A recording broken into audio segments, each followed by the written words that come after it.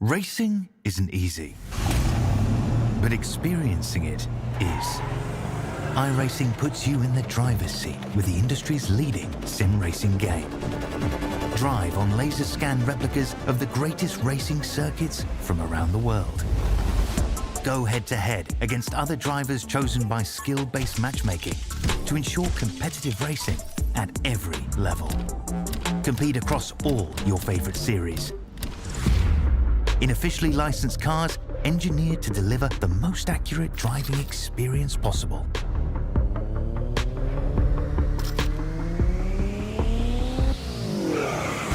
Join a race or host your own with players from across the globe. Race against the computer or in a league with friends. Feel the thrill behind the wheel. Visit iRacing.com.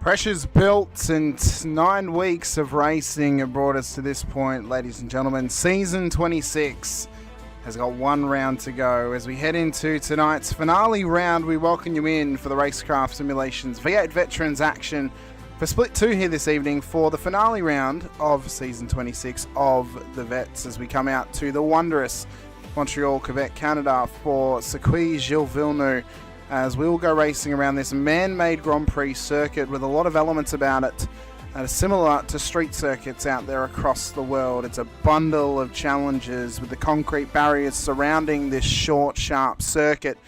There's a lot of pressure on these drivers coming into tonight. Hamish Munro here with you alongside Brett Fisher as always. Brett, We come into tonight's race where the championship is closer than ever for a final round. Top two competitors separated by one solitary point after certain mistakes last week at Miami Autodrome from the previous championship leader, Reece Degoe. He now finds himself 1 point adrift of Shane Randall as he leads the championship into the final round for only the second time this season. Now, Degoe held that championship lead for 3 weeks in a row, Brett.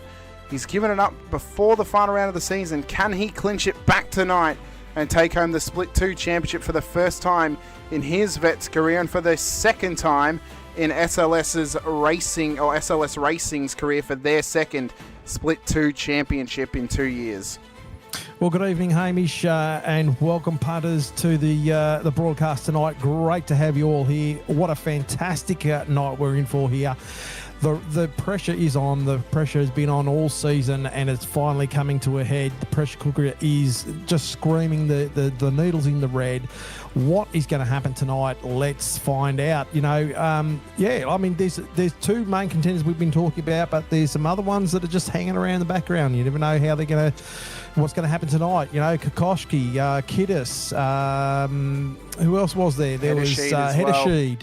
Yeah. Hedesheed, yeah. So, look, it'll all unfold shortly, but I'm excited. I'm pumped for tonight. Now, so obviously our main two contenders for the evening are Shane Randall and Reece Degoe. If both of them have absolute mares this evening and either fail to score points by not making 75% of the race distance or by finishing at the back end of the field, then there is still mathematical chance of Alex Kiddis, Simon Hedesheed or Stephen Kokoschky to win the championship. Matthew Stoyles, Joel Oosterwol and a couple other drivers behind them would require Randall and Degoe to not score points for them to win the championship with 31 cars in the field tonight. But the top five are contesting, but the main contenders are those top two, the 1 point that separates them, Randall and Degoe. As I said, SLS Racing going for their second Split 2 championship in the last 6 seasons. The last time they won, ironically, was the last time we ran Lime Green as the season theme back in season 21, when Stephen Grumley took home his first championship for Split 2 honours here in the Veterans. For Shane Randall, well, the last time Infinity Motorsport won the championship was only 2 seasons ago with Halil Cesar in season 24. They're going for their 5th Vets championship within the last 6 seasons. They didn't get the 5 in a row last season in season 25. Now they're looking for their 5th in 6 seasons. As well, 2024 for that team overall, Brett, arguably was their best year yet. And actually, I'm going to correct myself here. It's actually the 4th in 5 seasons. Their first championship was all the way back in season 17, and then they had a bit of a lull until they got to season 22. So they're going for their 4th championship tonight in 5 seasons. If Shane Randall can do it, he will win his first Split 2 championship, and it'll be the second Split 2 championship for that team in the last 3 seasons, which is a hell of an effort for him to do so. Both Shane and Reece have had very similar runs this season, incredibly similar, almost picture-perfect mirrors of each other. Neither of them have won a race this season. Both of them have had 5 top 5s, but Randall has had 1 more top 10 than Reece Degoe has. Randall has had 7 top 10s, Reece has had 6, and that is the differential for their points coming into this point of the season. And as you alluded to, not winning a race, so this could be a first for Split 2, so that'll be interesting. Yep. And something that's been brewing the background as well, the Battle of the Bretts is still not over. It's not over. It's not over just I'm yet. currently leading the Battle of the Bretts, not by very much. Brett Taylor's up there, and also Brett Horsell. So we'll see how tonight ends that out too, the good old Battle of the Bretts. Yeah, we've been overlooking it a little bit the last few weeks and kind of letting it brew as it's gone along. But as Brett just said, he is currently winning that battle with Brett Taylor and Brett Horsell as well coming into tonight's race. We'll see how that ends out after tonight's event as well. A firm handshake and maybe a pocket of tan bark, Brett, might be on offer for you for winning that one. Yeah. Probably have to give myself a handshake too. I was going to say, win enough battles of the Bretts. Win enough battles of the Bretts, and you can make yourself a garden bed. I don't know. Yeah, awesome. Tan bark. Yeah, tan bark. That's bloody really old school. The old tan bark. I know. Or scoria. That's another old one. So anyway, let's go. This is where we find ourselves. This is where we find ourselves tonight. 200 kilometres, 46 laps around the wondrous Circuit de Gilles Villeneuve. Circuit Gilles Villeneuve. Here in wonderful Montreal, Quebec, Canada. As I said, it's a man-made island that's hosted the Canadian Grand Prix for multiple decades to this point in time. And we'll trickle our way on in to the city of Montreal here in Quebec, Canada. And we'll find that this island, very similarly built to Belle Isle in Detroit, as we said, is man-made. It's made just to be a racing circuit down here in Montreal. And we trickle our way on in and we find the 4.3k circuit, opened back in 1978. This layout's been used ever since the early 2000s, and it's all going to start on the main straight up towards turn 1 and into Virage Centre at turn 2, where this is going to be a very early section, Brett, for incidents possibly happening off the not only off the race start, but even in through to lap 2, lap 3 as well. And if they can make it through 1 and 2, then you face the dangers of turn 3 and 4. Who can forget the contact between Sebastian Vettel and Lewis Hamilton through here many years ago at the Canadian Grand Prix that ultimately, arguably, cost Sebastian Vettel the championship that year. Run around then through turn 5 and up towards 6 and 7. And this first little section, Brett, very important. You can keep it neat and tidy through here. It's a very early opportunity for you to drop positions and maybe even ruin your race early on before it's even gotten started. Oh, certainly. Sorry, I was having a bit of chocolate. It's my superpower is to figure out when Brett is eating chocolate and cut to him as soon as he's eating it. That is my superpower. That we figured out this season. You then run down what would be the first DRS zone of the circuit if we were running Formula 1 cars around here, down towards turn 8 and turn 9 as you come underneath the bridge. Again, this is a section where contact can happen. Cars can get a little bit overzealous under brakes trying to go up the inside. And ultimately, it's a tightening section. If you can maximise your run through 8 and 9, though, you can set yourself up very, very well at the dreaded turn 10 at Le Pringle. I pronounced that absolutely horribly. Most famous one that's happened down at turn 10. Give it a go. You go have a crack, Brett. Go on. No, because I'll absolutely... Le Pringle. Yeah. Le Pringle. Pling, maybe, I don't know. Most famous one that's happened down at turn 10, Robert Kubica's wild crash back at the 2008 Canadian Grand Prix, which saw, I believe it was Lewis Hamilton that went on to win that day, ultimately in that Canadian Grand Prix. But again, down the inside and get good moments down here, but you've got to try and get your run onto the casino straight and the run through turn 11 and turn 12 down towards the Wall of Champions at turn 13 and 14. Pit entry, where you've got to be right on the left-hand side of the track tonight. Stay to the left as you come into pits. That could cause issues. And then the pit exit, you actually come out right on turn 2. You skip turn 1. So there is opportunity if drivers are battling into turn 1, Brett, for you to get a cheeky little gain on the exit of pit lane and to maybe hold them off as you come out of pits. So pits are going to be difficult tonight. The whole circuit's going to be difficult, but ultimately it's going to be main event. It's a main event track for a main event moment this season as we are set to crown Season 26.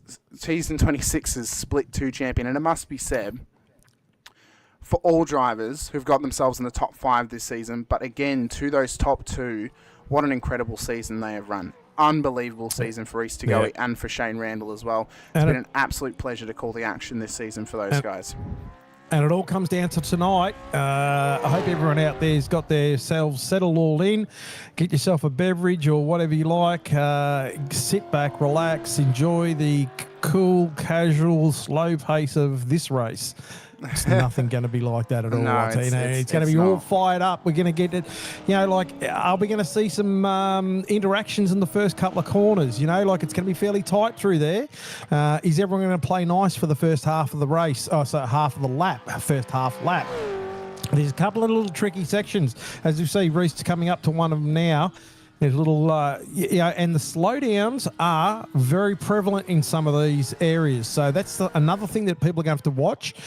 Is hitting those slowdowns when you find yourself in a bit of a groove, and if you're in a pack of cars, that can hurt you severely trying to get out and clear that slowdown. So probably one of the most difficult things the drivers are going to be able to do tonight is try and leave tonight's race on 0Xs without any incidents next to their name, and if a driver can do it, it will mean they'll find themselves with a cheeky 3 bonus points at the end of this race. That could be a key game plan for some of our contenders this evening in their own personal battles and for the championship battle as well, for those guys to try and mitigate off tracks, mitigate the slowdowns, mitigate the car contacts to get themselves home on a 0X is going to be a very, very tough challenge, but a well-rewarded challenge if they can make that happen, because it could find them getting an extra position or two within the championship standings as well. Reece de Goey, one of the contenders for the championship, makes his first crack here at qualifying. We'll see if he can put this lap together in the 5.18. Oh, a little bit of a twitch then. So if he gets through these couple of corners here. Very, that was right near the wall, but he's nice and clean through there. Very interesting section of track through here. Hard on the brakes. Hop over the curb a little bit there. Right-hander. You've got to get nice and cleanly on the power. You can get the car stepped out sideways through there very easily.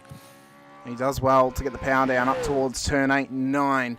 And into the braking zone under the bridge as well. Tries to use all the tarmac to his left-hand side. Try and cut as much of the curb as you can without extending track limits. On exit as well, gets a good run. That was nice and smooth for Reece de Goey as he runs down towards the heavy braking zone of turn 10. And again, got to make sure your braking pressures are set correctly. You don't want to have any lockups into 10 tonight, because that'll end you up off track and out the way and having to pick yourself up a little bit sideways. And that's the difficulty. It's a first gear corner. You've got to try and mitigate the rear end slip as you come out and onto the throttle. And that there, it wouldn't have cost him very much, but that's the difference tonight. That could be the difference in a pole lap or a P3 lap ultimately, and take you off the front row. It's going to kill your top end speed down to here, before you hit your braking zone. Gets through there cleanly. Clark is all just set a time, 37.7. Horsell 38.2. Kiddis at a 38 flat. De Goey with a 38 flat. As Weston goes to the top now. So that little wiggle may have cost Reece, that little 3/10 that may have actually made the difference to getting ahead Roy Clark across that first lap attempt there. We'll see now, though, how the rest of these laps come. What about Shane Randall, the leader of the championship, into tonight's race? Across the line he comes after his first lap. It's a 1:37.49. Goes to the top in the 5:01, and he couldn't have asked for a better lap off the back of that attempt. What about Damon Fisher for 2:66? He's a dangerous man with a fast internet connection, and it's a fast lap time. 1:37.3 on the first attempt there for Damon Fisher. This is going to be a guy to watch next season, Brett. He could win the whole thing in season 27. You watch him. He's going to be quick. Well, unless I don't know how many people are going to go up this coming season, so it'll be interesting to see who goes up.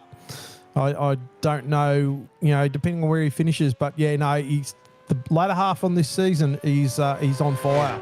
That internet connection has certainly helped him monstrously. So well, we've obviously spoken about it at length throughout this season and even last season as well. And actually, the difference that internet connection has now made for him. It's not only going to obviously stabilize him within the session, it's going to allow him to have quicker reaction times, because things are going to encode faster. They're going to load faster. He's going to be able to anticipate things a lot quicker than what he's previously been able to do. He's going to be so quick coming off of this next postseason and into the preseason of season 27. He's seriously going to be a driver to watch. If he's in Split 2 next season, put your money on him to be a contender, because he's going to be right up there. Oh, yeah, definitely. Yeah, 100%. And, and it's just been the last few races definitely been shown. Like anything, he just needs to clean up a few things in his racing, like his pit stops and those. We were talking about 1%ers before, and just a little 1%ers that can hurt you big time.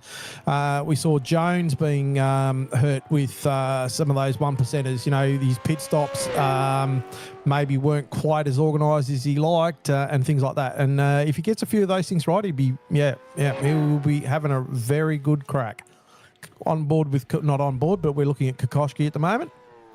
He's doing a very another good guy's job. Had a good season. He has indeed, and it is within that top 5, and more than likely could be one of those drivers that does end up going on to Split 1 next season, quite possibly. We'll have to wait and see, though, if that does happen. Obviously, coming off of the postseason and getting into that pub test as well. I think realistically, and I know we can't say the words locked in, because otherwise we're going to awaken Bruce McLeod like a sleeper agent.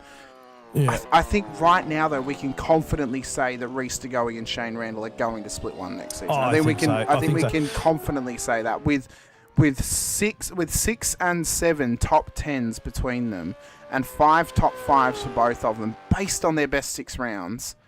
It is hard to look past the top 2 in the championship for being considered a split one in season 27. McKenzie going to 4th. He has gone to 4th. And the other thing is, too, I was just thinking about then is who is ready. Who's ready to go to split one? Yeah, that's right. You know, like, and DeGoey just going into 4th, and Kittis just going now up in 4th. And Kokoschky to the now top. taking a 37-2-1-2, so taking the top of the pole at the moment. Yep, Nice work, Kokoschky. A great lap from Stephen Kokoschky to put himself into the top end of the standings.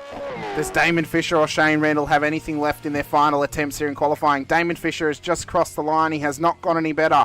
It was a 1:38.0 for Damon on that lap, so he's going to have to settle for P2. A wriggle on the final corner is going to cost Randall, though. That will kill the lap for Randall as he comes up to the start-finish line. It is an improvement of 137.33, but without that wiggle, he may have put that car on pole. Yeah. That's definitely Bruce Tannick in the wall there after his call there.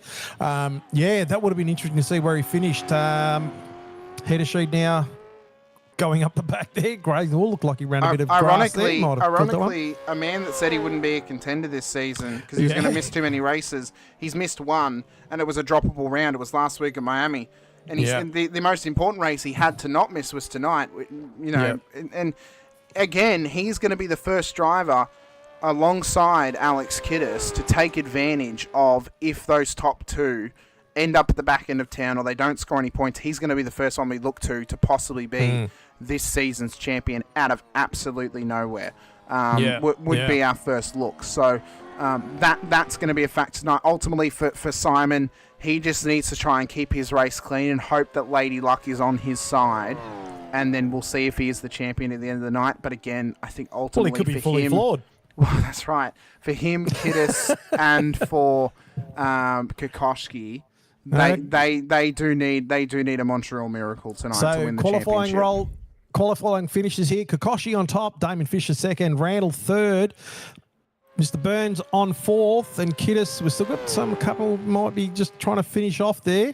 And Kittis in 5th at the moment. Andrew Hoffman just coming through a couple of last corners. Will he get this in? And we'll see if this happens. He's yet to put a lap in this qualifying session. New colours on this car, perhaps a preview for next season. Coming into season 27, of course, as he crosses the line. It's a 1:37.97. It's good enough for a top 15 start. So that's a pretty solid lap time for him on a final attempt where there would have been some pressure applied to him off of that one, as Ron Allen is just going to come around now to get into pit lane as well. We've had quite a few chats out there already. Brett's, of course, has always been out there getting the punters ready to go for tonight's race. Luke Ullman's in the chat with us too. Ron Allen as well. Jim Caparonis too. Maddie's in the chat with us as well tonight. Brett Horsell too, as well as Damon Fisher, Stephen Kokoschky, as well as Simon Haynes. And then one of those 2 championship contenders for the night, Reece DeGoey, in the chat with us as well. Great to have you all watching along with us as qualifying comes to an end and we prepare ourselves for the race start going forward here for Montreal. This is where the pressures build, and this is now the time to maximize your season. The last 9 rounds have been the building blocks for the foundation of your championship season, and for Reece DeGoey and Shane Randall, they have to maximize on the foundations that they have built leading up to tonight. Stephen Kokoschky, Damon Fisher, the top 2 on qualifying. Shane Randall will start P3 alongside 801 Sim Racing's Paul Burns. Alex Kittis, Ben Brook will start on the 3rd row ahead of Reece DeGoey in P7 alongside Scott Weston for the top 8. So there is one car in the line of the grid separating Randall and DeGoey. There's going to be one car between them off the start. Mackenzie, Clark, the top 10. Manuel and Clifton will then make up our top 12, with Horsell, Viger starting ahead of Andrew Hoffman, making up our top 15, with Brett Taylor ahead of Andrew Galley, Bruce Tannick, Chris Blanchard, and Halil Cesar makes up our top 20 for qualifying. Matt Stoyles, Todd Duggan ahead of Ron Allen and Joel Oosterval for the top 24, to Simon Hedershe, Jeremy Bush ahead of Brett Fisher, Derek Lovegrove, Pete Baxter, and Peter Latham, and all Peter 15th row of the grid, making up our top 30. Matty Monday ahead of Craig Schultz, with Scott McCune at the back end of the field, with a couple of drivers not setting lap times here tonight, including Michael Jones. McCune does have a rear of grid start, and that's why he's back there, and I think Jones may be in the same boat. Our race controllers here this evening, Todd Martin, Craig Schultz, and Lucas Burt is within the safety car here tonight. So a big thank you to those guys for coming along once again. But for Stephen Kokoschki, he has claimed the final pole position. Pole man. Yep, final pole position for season 26 has gone the way of the Synergy Sim Racing driver in Stephen Kokoschki. Congratulations to the 851 Südspeed entry for doing so as well. Rhiannon is joining us in the chat as well, watching over on the Infinity Broadcasting channel. Andrew Rushworth's in the chat with us too. Great to have you watching along with us as we get ready and set to go racing for the final time in season 26. And if you're wondering where the Chook Raffle's been, as it wasn't held last night, well, it's coming your way Monday night, 8:30 p.m. Australian Eastern Daylight Savings Time. I unfortunately can't be here for it. I wanted to watch it this week, but I can't because I'll have Porsche Cup action happening over on the Infinity Broadcasting channel. I will have to watch it in replay just to see how it all goes. But pressure's been rising for these drivers, and for Stephen Kokoschki in the 851, this is now where it's pressure personified, and it's time to maximise on what he has put on the board in qualifying. We're just awaiting Alex Kiddis, Andrew Hoffman, Matt Stalls, Ron Allen, Pete Latham, and Scott McCune to join the grid, although McCune has a pit lane start, so he'll have to start from pit road. Actually could be a benefit for him tonight, Brett, with how chaotic turn 1-2 could be here this evening. That may actually be a saving grace for him. He may not feel that way though off this race start, but it definitely could be a little bit of a saving grace going forward into race start procedure. But lights are about to go up for them here at Circuit Gilles Villeneuve in Montreal. And as the revs will rise for the final race start of season 26, who is going to maximise in the rundown towards turn 1 as we're underway in Montreal, and it's a scramble start at the front. Great start for Kokoschki, for Kiddis, for Fisher and for Randall as they all start to push through turn 1 and 2 for the first time, as Kokoschki leads up towards turn 3 and 4, and the front runners have stayed with him. There's a couple of cars over in a moment further back. I think Allen and Blanchard are battling away back here. They've kept themselves tidy for now, but for Kokoschki it was a ripper race start, and it's 0.9 of a second the gap already. Wow, what a start from Kokoschki. That was a lightning start. And look at him just power away at the moment. To get that far in front, just in the short couple of turns he's done, that is a brilliant job. But it's only just the start of the race, and it's only the first lap. Great to see everyone get through the first couple of corners cleanly. Let's get those tyres warmed up and up to pressure and temperature. Yeah, well, of course, lap 1 of 46. 200 Ks to run tonight. So it should be roughly a 90-minute affair if we go without safety cars. Tell you what, Damon's closed up that gap big time. He's closed up that gap to Kokoschki and gap Randall a little bit there. Randall's off the back of Damon by about a second. It's only about half a second off the back of Kokoschki. So interesting stuff to start this race.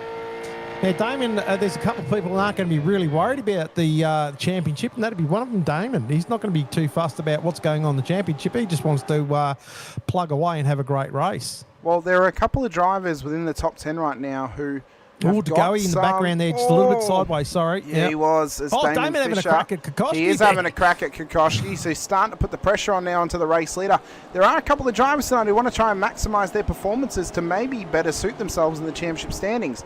Possibilities of getting into the top 5 are still on for drivers such as Scott McKenzie up inside the top 10, Matt Stoyles as well, who's a bit further back in the field, so there's still points and positions on offer for the minor bragging rights this season. And, you know, getting a top 5 finish in Split 2, that's no easy feat at the end of the season. You know, I know we put the onus on the championship, but a top 5 finish, that's one to be proud of as well.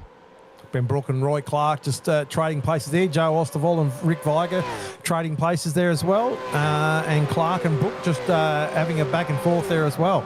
So a few things happening on track at the moment. Couple little gaps creating, but still a fairly big battle pack. Randall dropped down to 1.6 seconds off the back of Damon, so I wonder whether he's just cruising at the moment, just wants to get into the groove of things. He's got Alex Kiddis behind him very closely as well. And Paul Burns in 5th spot at the moment as well. So that little pack there goes all the way back down to Scotty Weston. So, yeah, second lap, things are going off. They are Randall indeed. just I think looks like he's just oozing into it. Yeah, I think for Randall, you know, he knows that he needs to try and look after these tyres tonight. Montreal's well known as a tyre killer. Maybe try and mitigate the off tracks as well. And again, he doesn't need to chase down the race lead tonight. He'd be happy to sit where Tannick he is. And Horsell swapping spots. Yeah, they're still battling further back. But yeah, for Randall, he doesn't need to worry about gaining positions. He just has to worry about keeping cars between him and Reece Segoe, because in this current position, he'll be winning the championship as Cesar, Brett Fisher, and Pete Baxter into pit lane here. So an early stop, but I think one that may be welcome as Cesar's got a bit of damage on the front of that car. So I wonder if maybe he was caught up in some stop-start action through turn 1 and 2 that may have taken away the front end of that Mustang. Well, something's happened there to part company with that front splitter. Randall dropping back further again, about 2.5 seconds, nearly flashed up there for a second. So it's well off the pace. Now, these boys out in front, there's no love lost there. Damon's still only about half a second off the back of nearly choked him now. Where's there, Kokoschki? But then the battle behind Randall goes all the way down to Tannick. So Tannick in 12th spot at the moment. So big battle pack and a long race to go. Well, you know, it's a long race, and again, you've got to try and play the long game. Think about where you're going to end up in, you know, 44 laps time. Where do you want to be at the end of this race? And ultimately, you know, for some of these drivers, where you are on lap 3 doesn't really matter as long as you stay there at the end of lap 46, as Damon Fisher now takes the race lead from Kokoschki. And it looked like there Kokoschki may have just called him past, because he didn't really put up much of a fight. Damien just kind of came down the inside before the braking zone and took on the race lead. So I wonder here if there's maybe something happening for Steven, maybe some network issues or something, I'm not sure. And he's just willing to let Damon go. Damon's passed the baton, has he? Yeah, well, I mean, look at that time. Damon did a 38 flat and Kokoschki did a 38.7. So 7/10 in it for that lap. So we'll see what happens there. On board now with our championship leader, Shane Randall, looking back at Alex Kiddis through turn 3 and 4. So there's major pressure onto the back of the 501 Mustang at this stage. But again, he doesn't need to worry about Kiddis in behind him. He could let him go if he really wanted to. The main man he's got to watch out for is that 518 Camaro. He cannot allow him to get past him here tonight. He has to beat him on the road if he wants to win the championship. Yeah, and that's it. I mean, Kiddis has got nothing to lose here. I mean, Randall obviously in top spot at the moment on the championship. Kiddis not that far away from that top, so he's just going to want to push himself further up the field as he can and just hope something happens behind him if he can get past Randall at all. So if he feels that Randall's holding up, he will make an attack on him, I think. I think so, and I think if it's an aggressive enough attack, Randall more than likely will be willing just to let him go, because definitely, again, for Kiddis to beat him in the championship, Randall would need to finish at the back of the field and Kiddis would have to win the race. I mean, that's so for Randall, letting him go for one position is not going to make too much difference. The main difference would be is he's going to have one less car between him and the SLS Camaro behind him in Degoe. So that'll be the only defensive process that may be happening right now. And the other thought is as well, so we mentioned the bonus points tonight. So again, if either of them are running on a 0x at any point of the race, well, they're going to be gaining a 3-point bonus at the end of town. For Degoe, if he holds on to that 0x to the end of the race, Randall needs to beat him by 2 positions. One position is not going to be enough, because he'll tie with him. He will tie points if he finishes 1 position behind Randall with that 3-point bonus. So, you know, it would mean it would go to count back. He's pushing hard. Clipping the wall there, yeah. I mean, look, it's great to see Randall and Degoe up in the top 10 at the moment, so keeping this championship alive thus far.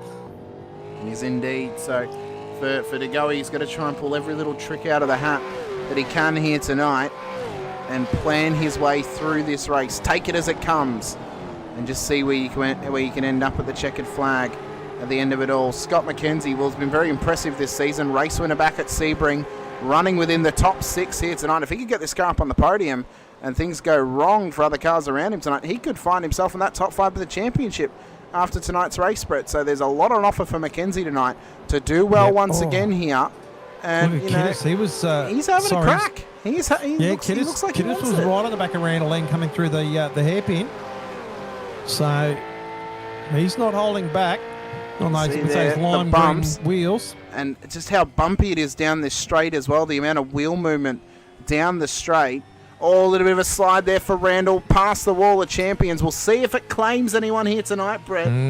It's claimed many a champion before, of course. Famously called the Wall of Champions after it collected Michael Schumacher many, many moons ago. Burns. Oh, he's Burns having a nice shallow dive there. But Kiddes, through the Wall of Champions, had a nice clean exit through. He didn't even touch the ripple strip on the way out. So, interesting there. Looking after the car.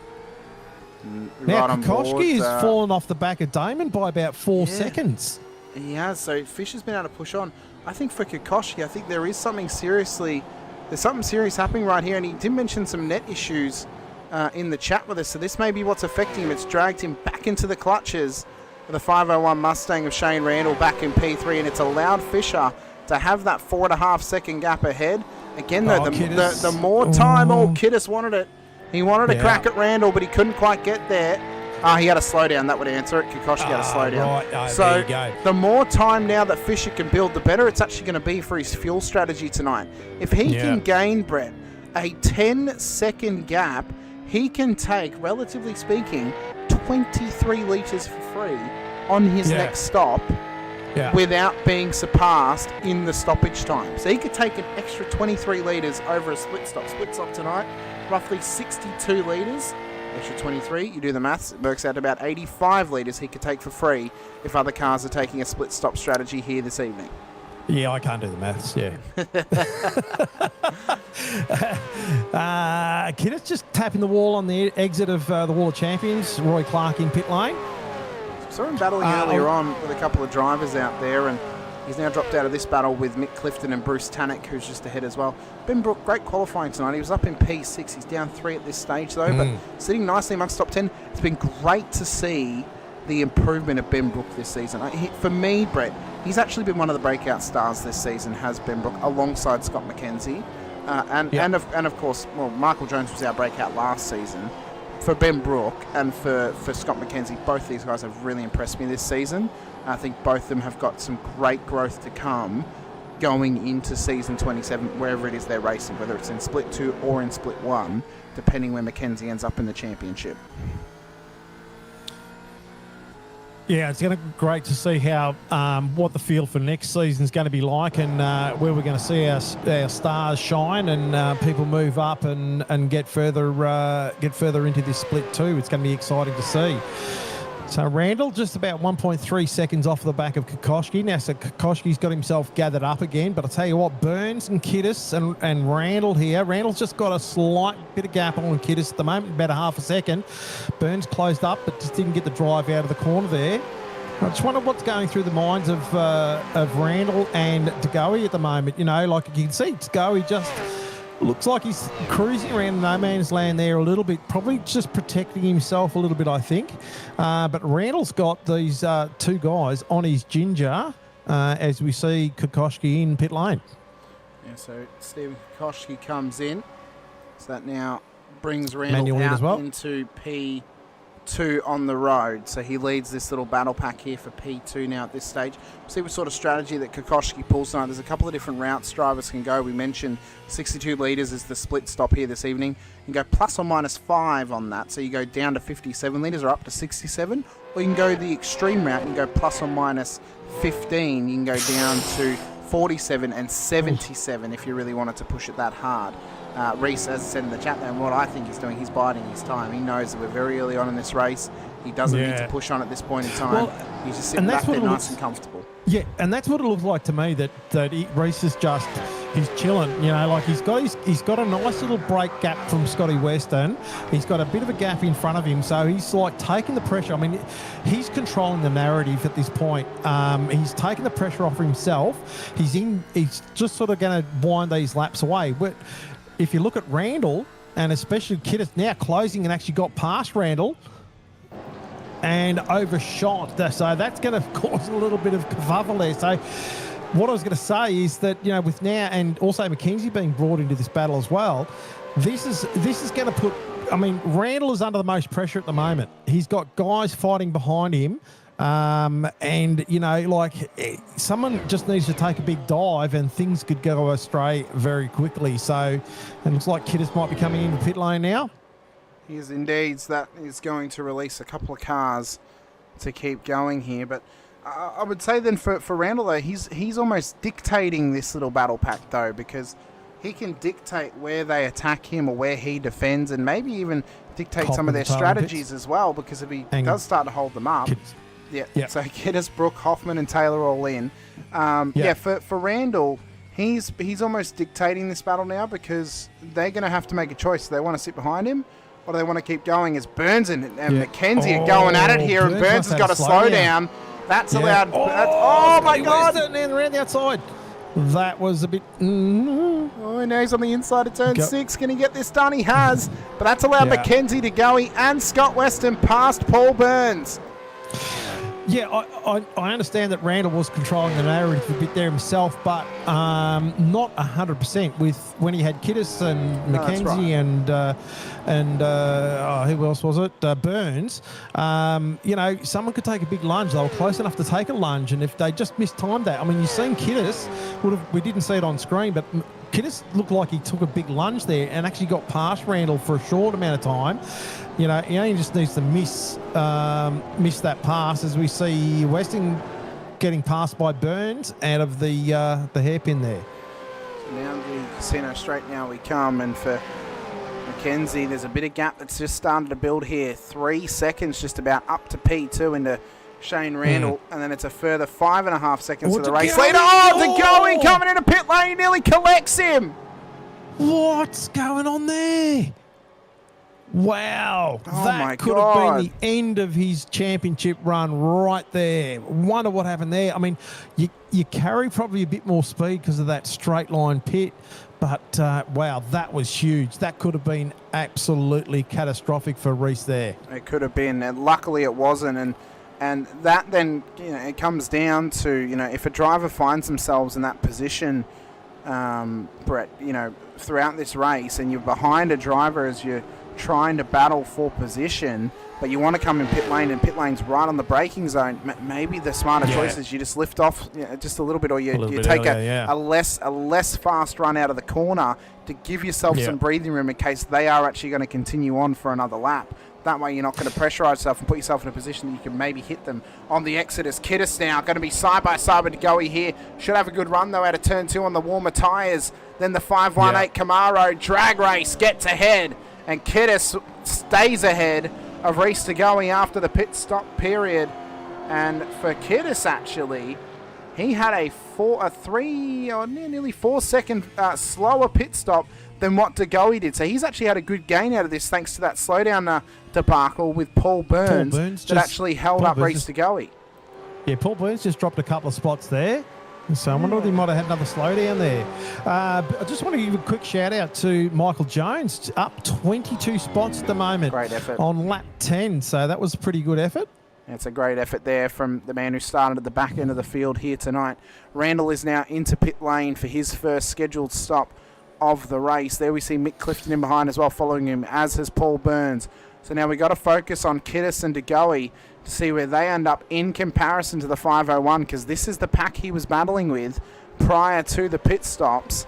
We'll see if Kiddis has managed to make any gains here on the 501 Mustang through the pit stop period. Joel Osterwald just dropping a couple of spots there and then coming back up again. So Hoffman and Osterwald just having a bit of a tussle there. Randall, Burns, Clifton, Bush, Monday all into pit lane. Randall still stationary. It's 26 second stop, so it's 2 seconds faster than what Kiddis's was. Remembering that Randall will come out right into turn 2. Has he managed to hold him off? He has, and he's managed to get out ahead of Roy Clark as well. So Clark's jumped the other cars in behind, but he had a significantly shorter stop. And Randall's now put a car between himself and Kiddis, and crucially, he's got 2 cars between himself and Reece DeGoey. A couple of cars behind him. Wow, this is building. You just feel, I mean, Damon out in front at the moment from Mackenzie, nearly 9 seconds at the moment. I know there's a little bit of a thing there to happen then when he comes into pit, so that'll be normalised. But there's a lot of people up. Fair way. So Bruce Tenek up 15 at the moment. Andrew Galley up 13. Matty Stoyles up 15, Todd Duggan up 15. Obviously, still got to do their pits and stuff like that, so that'll will change when that actually happens. Well, Stoyles and Duggan are now into pit lane as well.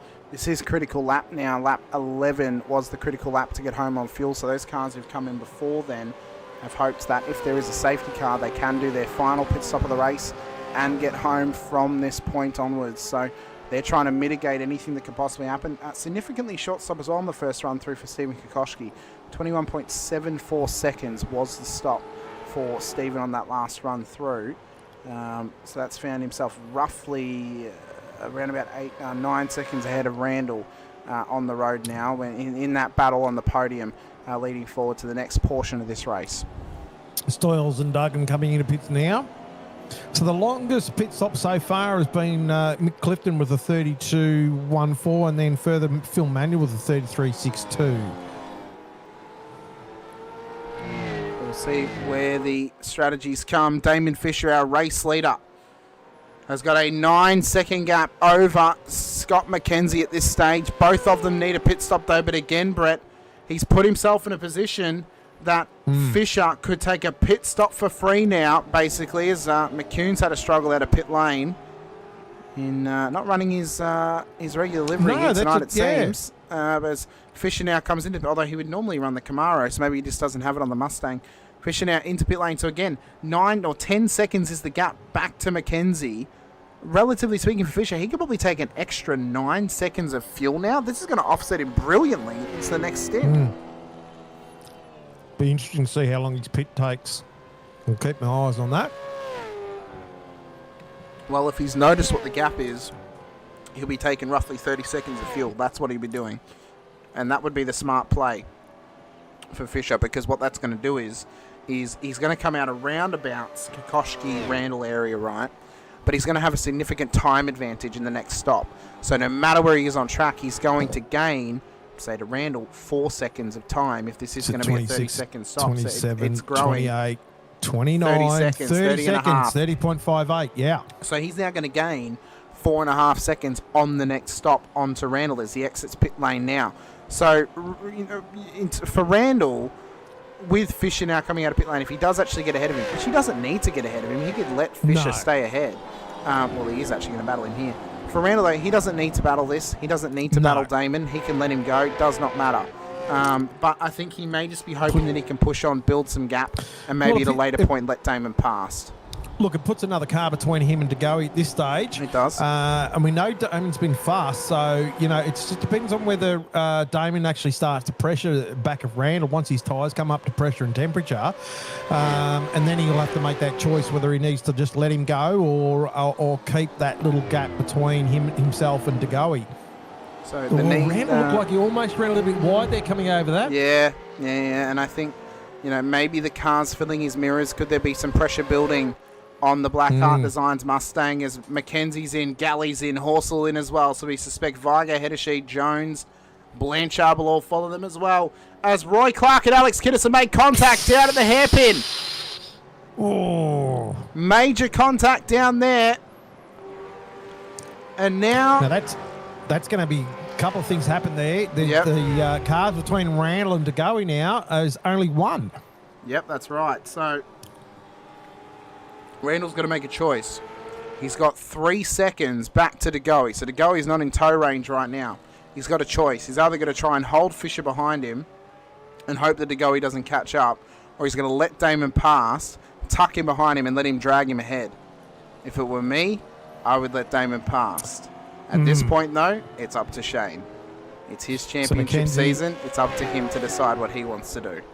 Yeah, that's right. Yeah, well, I mean, he's got to run his own race. I mean, see, sometimes some people feel more comfortable out in front and controlling the narrative, or then some people actually feel more comfortable behind the leading car, knowing that they're just chasing and they can take the pressure off. So it depends on where you actually prefer to be on the track yourself. We've had a comment from Roy Clark in the chat saying when the only way AK can pass is by punting the car in front mid-corner, apparently. So I suppose we'll see how that incident actually happened when we go to the post-race highlights at the end of the night and see how every little incident happens across the race. Not having a crack at anyone, but I've actually been I've felt that myself. Is that too much of a comment? But I think it's a free space and it's live TV, Brett. So Yeah, and I've just done that. So, but I mean, oh geez, that was almost again.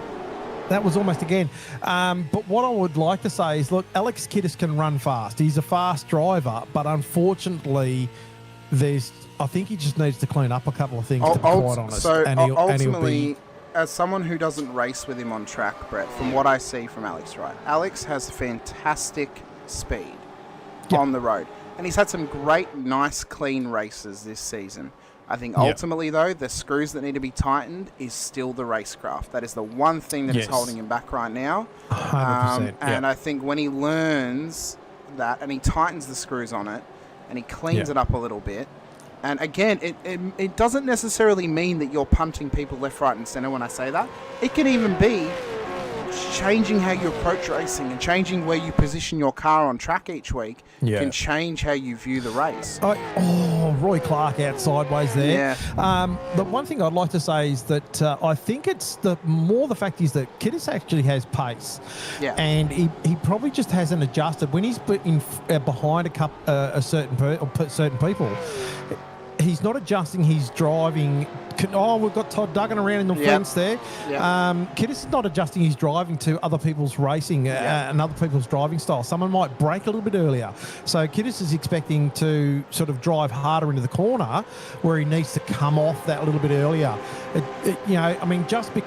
That's what racing is, and then you've got to try and find your way around someone.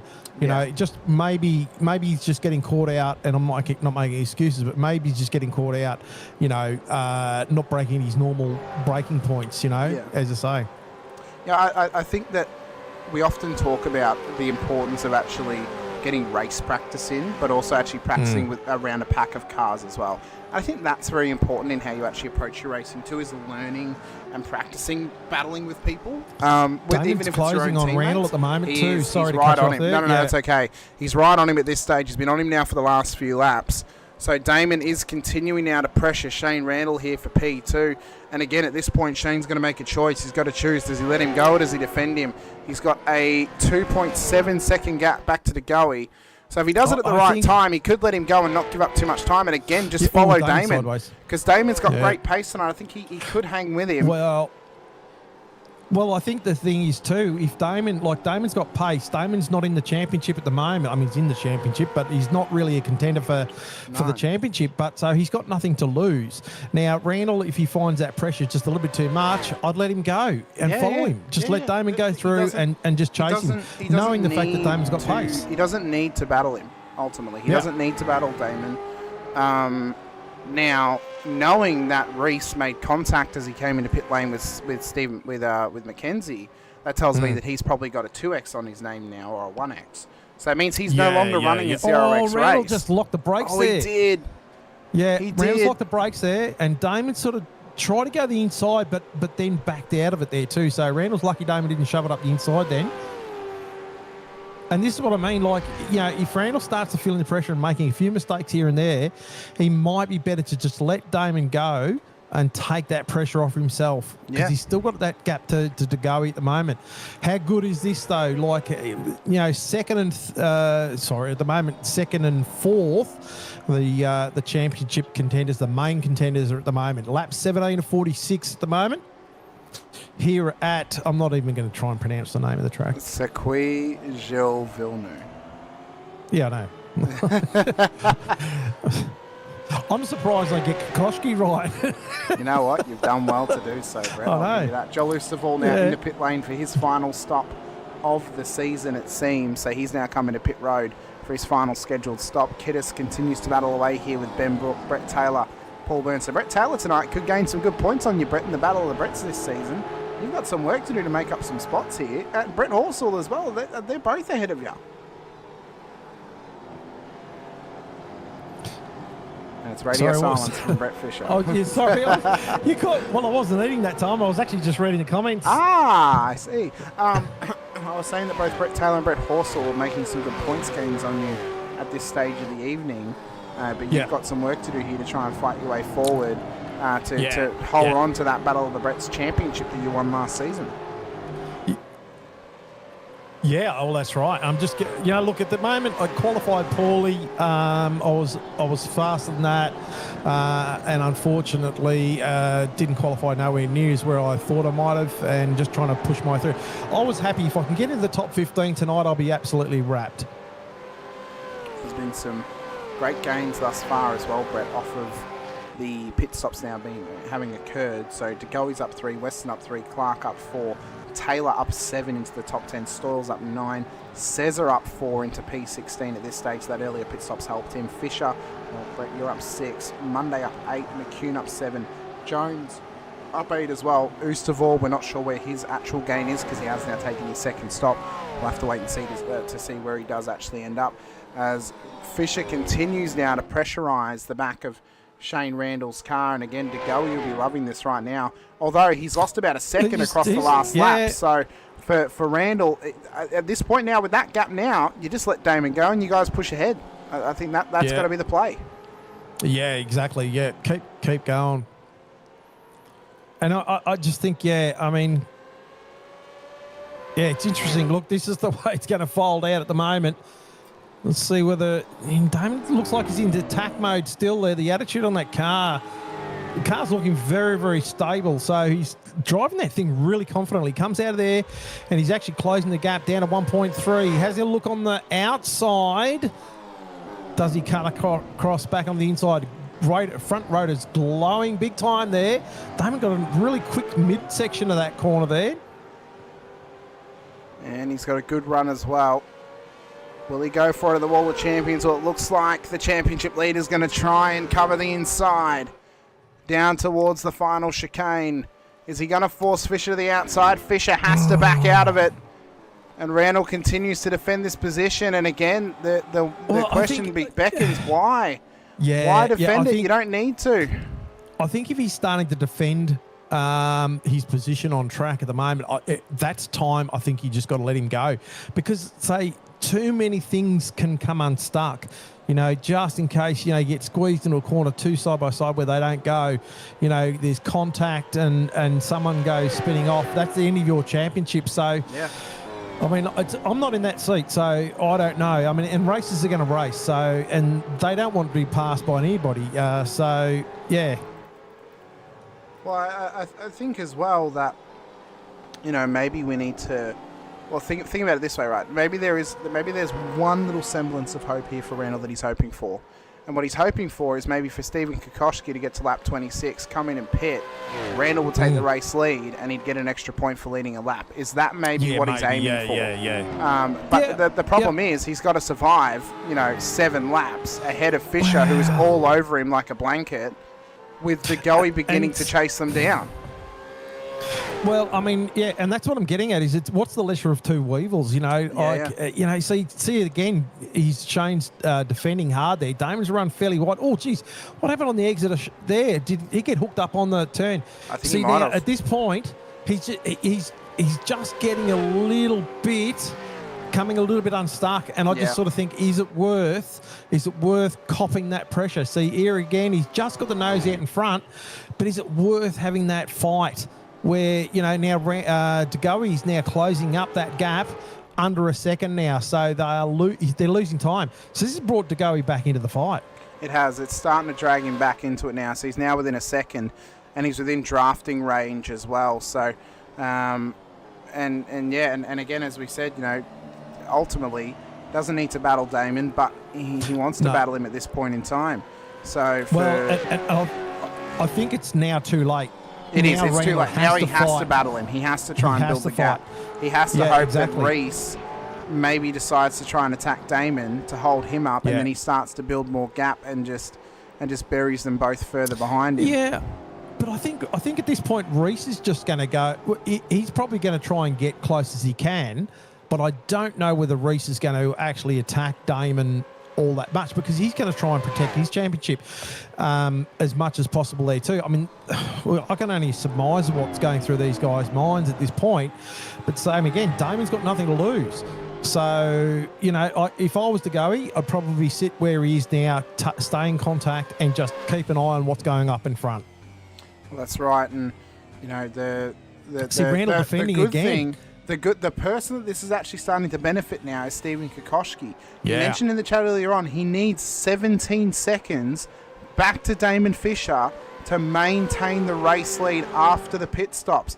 Guess what? He's half a second away from that 17-second marker that he needs. So for Yeah. Kokoschki, he's loving the fact that Randall's holding up Fisher here by battling with him.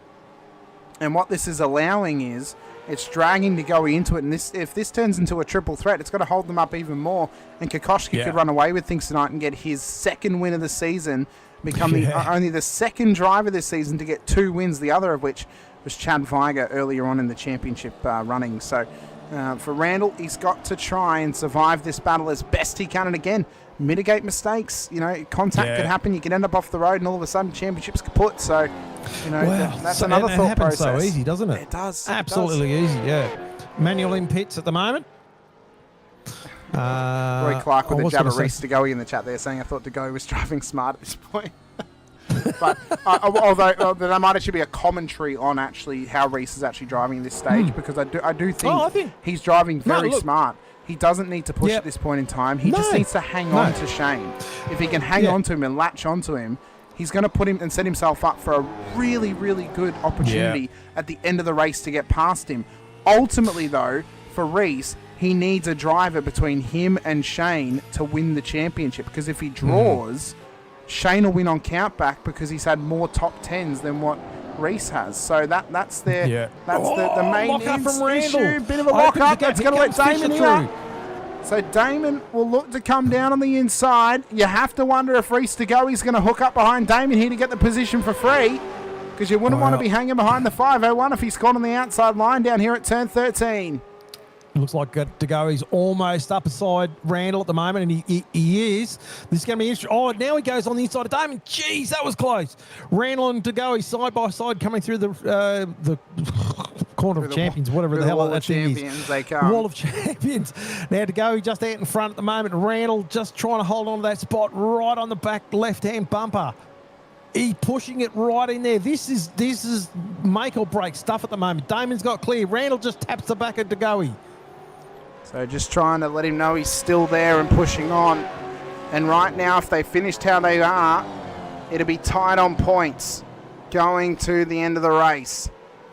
And Degoe actually has played that perfectly. I think he just sat back, watched what was happening, and he just put himself in the box seat. And I think Degoe's played this absolutely perfectly so far in this race. Now Randall's on the back foot. So well.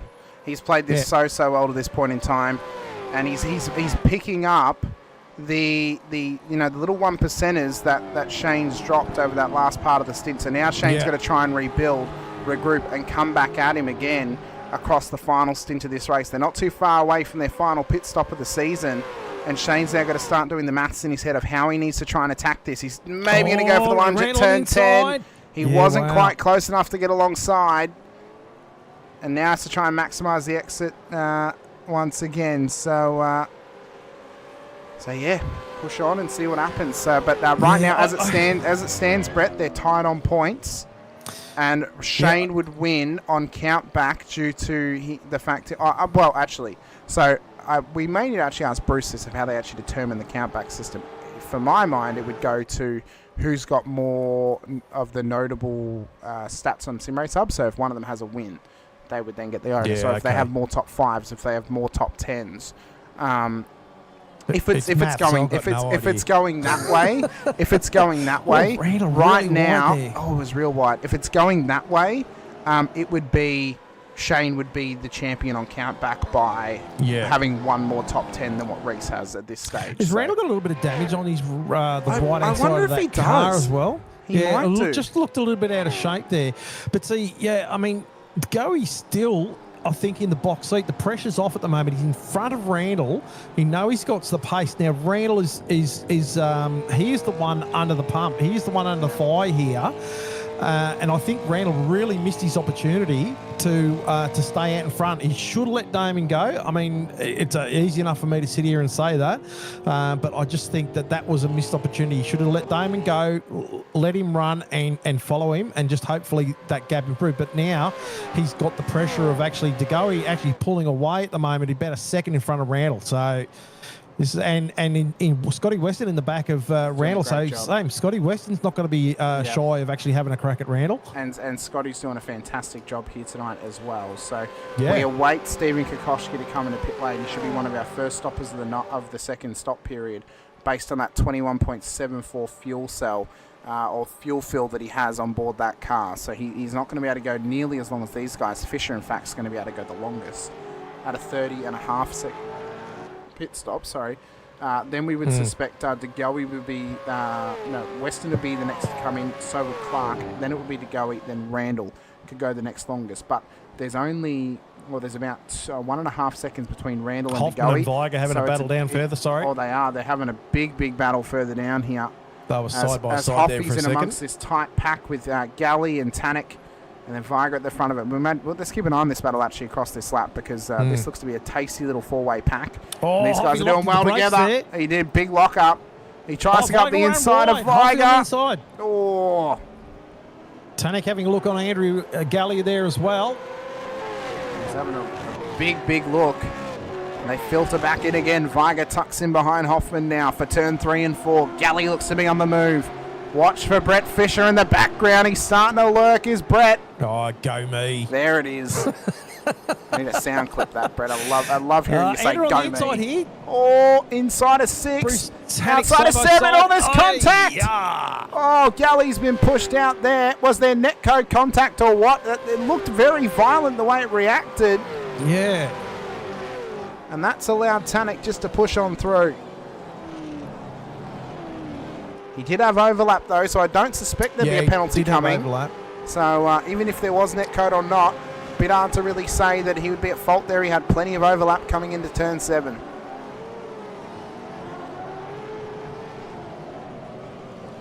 And that gets me one closer to the Battle of the Bretts. Yeah. Oh, Brett Taylor and Brett Horsell way up in front of me at the moment, so they're having a great run this round. Doing a fantastic job. And again, you're just trying to mitigate your points gap right now, Brett. Just hang with them. Oh, yeah. And doing a fantastic effort at this stage of the race as well. Mackenzie, tight battle here with Matt Stoyles. They got Horsell in behind them too, so there's a couple of your compatriots within the Battle of the Bretts classification here. Brett, in this little four-way battle well. pack. Going well. Yeah, they're racing really hard, racing really well at this stage. Andrew Galley, by the way, off that contact's actually now dropped back to P21 and is now tucked up in a battle with Hedesheed Monday and McCune. So he's dropped a bit of pace off that contact.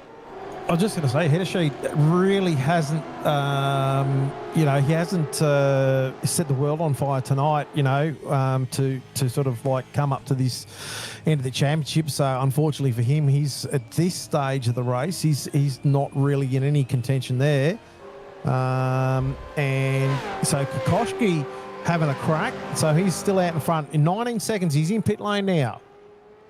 So Stephen Kokoschke is going to come out in a hell of a position right now, because he has got enough time here to cover his fuel. If Damon Fisher were to come in pit lane right now, Kokoschke would actually exit pit road earlier than Fisher will. We spoke about the advantage that Fisher had by getting his initial gap on the field. Well, this has now made it null and void, and now that battle is on the time clock. It's on the timing tower. That battle is happening. And for Kokoschke, he's got to try and pull out some ripper laps, as does Damon Fisher. As DeGoey now has got Randall right up behind him once again into turn 2. You see Randall there just trying to pressure the back of that Camaro. Remind him that he's right there. These guys are absolutely fighting for this championship. You know, we saw the early part, Randall in front of DeGoey, but DeGoey is now taking the lead over Randall. Yep. On track. Well, I'm not going to work out points and stuff like that. As it sits right now, DeGoey would be leading the championship by 1 point. 1 point, if they were to finish how they currently are, he would be winning the championship by 1 single point.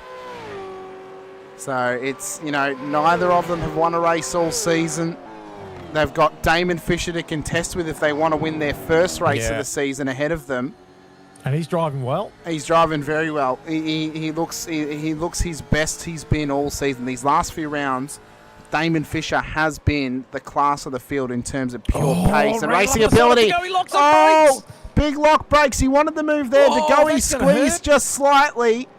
And Weston Randall's goes now through, does he hold it? He's held on to it for now. Oh, but that's a big lock up.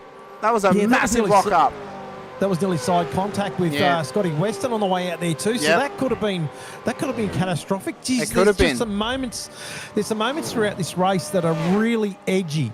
You know, they could have just swung either way. He's straight in. And Weston in pits. Yeah, he's straight in. He knows that he's given up time there. He may as well come straight in pit lane, get this car fueled up and push on to the end. And Clark in pits as well. Yep. So the three of them have now come in. Kiddis will come past with Burns and Brooke and Taylor and McKenzie all in behind them as well. So our now previous championship leader, as it currently stands, is into pit lane. His teammate comes past. Halil says we spoke about his small little gains tonight after poor qualifying. He was up 4 positions prior to the pit stop period, and now he continues to push on and up the order as well. And now the thought process might need to start here, Brett. You know, what can Shane do to try and get back past DeGoey towards the end of this race? Yeah, well, I don't know whether Randall be kicking himself at the moment for losing out to DeGoey in that middle sector, 27 laps of 46 here at the moment. So I think he just needs to start and consolidate his round and just get his mind back in the game. I just feel like he's just not necessarily made mistakes, as we see someone slowing there. Who was that? I'm not sure actually who that was that they've just come past. Oh, that might be Hoffman. He might have had a slowdown. That might have been a slowdown there for Hoffy. So, yeah, I think Randall just needs to probably just get his head back in the game. I'm not saying he hasn't, but, you know, just needs to get his head back in the game, settle in and see what he can do. And then, I mean, DeGoey at this stage has played the game beautifully. Like, he's just taken the pressure off himself. He's giving himself gap to cars around him. He's just, as we see, coming into pit lane now. So this is going to all unfold here now. So this will be Paul Burns in pits as well. This will be possibly either a counteractive pit stop, or this is his scheduled time to come into pit lane, trying to counter an undercut possibility for the 501 car coming in. Last stop was Brett Taylor in pits as well. So Burns in DeGoey and Taylor in Clifton, Hoffman and Blanchard as well. So Randall now has got to try and push on. How exciting is all this so far? What a fantastic bit of racing we've had here so far tonight. And so as Randall now pushes on to this next lap, DeGoey is exiting now. Is he going to remain ahead of him? It's going to be close. There's Randall into turn 1. DeGoey's going to come out ahead of him. Yeah. So he remains a position ahead. Yeah. So that, I think Randall had a 2-second buffer on DeGoey, but he's lost that further in pits. He has indeed. So Randall's lost some serious time now in terms of the pit stops there, and there we see DeGoey in the chat. He's just told us, and it was a covering stop, so he noticed that Shane came in. And he's tried to cover the undercut by coming in the lap later. A smart move there. Yeah, right. Yeah. A smart play for DeGoey. That's it. Like DeGoey has real. So far tonight, DeGoey's impressed me with the way he's actually played this game. And I say play the game, not as in the racing being a game. Be very careful of that. But the game of chess that we play on the board tonight. Kiddis Brook in pit lane. They're both in pit lane now as well. Cesar's in too. So yeah, Randall had a slowdown there apparently. So I want to now, right? So one thing that may get played here, and we'll watch Cesar in pit lane, and we'll talk about it for a second. The one thing that may be at play here to try and put pressure back onto Gilles is there is the world that Cesar short stops and commits to a 3-stop to get out ahead of Gilles to try and slow him up and push him back into Shane. That is a possibility that could happen right now. As Cesar exits pit lane, there's Gilles about to come past. He has had a shorter stop. 12 seconds was the stop for Halil Cesar. So he's coming out of pit lane, so he's trying to pull the tactic here of going for a 3-stop. His championship doesn't matter, so he's trying to play the team game now to get that car ahead of Gilles to try and slow him up. And so then the question comes back to we were speaking about earlier with Shane and Damon. Yeah. Does Reece need to battle him? Yeah, well, I mean, it's the same. I mean, Cesar really does. He's not really concerned about the championship. And this could be the first time, the pressure's been put back onto Randall. Reece. So this will be interesting to see how this unfolds. So, like we talked about before, Damon really not having any battle in the championship, but still wanting to get a good result. Well, yeah. So for Cesar right now, so he's taken a shorter stop than he's taken a 12-second stop, Brett. So he's taken a shorter stop than what he would have needed. So he's taken a tactical stop here to try and get this car around to Gilles to pressure him, maybe get past and try and slow him down. Just runs a little bit wide there. Yep. So he's trying to put pressure on him now. So again, De Gilles got a car 4 position between himself and Shane. We spoke about it earlier with Shane. Didn't need to battle Damon. Does Reece need to battle Halil right now? Because ultimately, Halil's not going to be able to go nearly as long as what Reece does. Eventually, he's going to have to come into pits. And eventually he's going to be out of Reece's way. So does he need to hold him off as Pete Baxter's now in pit lane? Does he need to hold him off, or would it be the better choice to just let him go? Well, I mean the other thing is too that as you said that Cesar's taken an early stop. That might be playing on Reece's mind as well. Maybe that, he knows that Cesar's behind him, so that if Cesar gets in front of him, he might hold him up. So maybe that's one thing that Gilles probably just saying, you know what, I need to stay out in front of him because that way I'm in control, not Cesar. Well, that's that's true. He might want to try and defend him as well, but what Halil's just done is he's trying to pull a team tactic at this point in time, which we see in racing all the time, where he's trying to pressure his teammate's main contender at this point. Yeah. And trying to race him at this point as well to hold him up. I mean that's what he's trying to do. He's closing that gap there too. He's going to have a look on the inside of here. And side by side, Cesar comes out. They're still side by side off that corner as well. De Gilles got it. He's got it back. He's so De Gilles defending for his life here at this stage. Cesar having a battle. Horsell in pits, Tannock in pits, and Fisher in pits. So they're all in. So we'll see where Damon ends up now after this stop, whether he remains ahead. Oh, Cesar right on the back of De Gilles. He's all over him.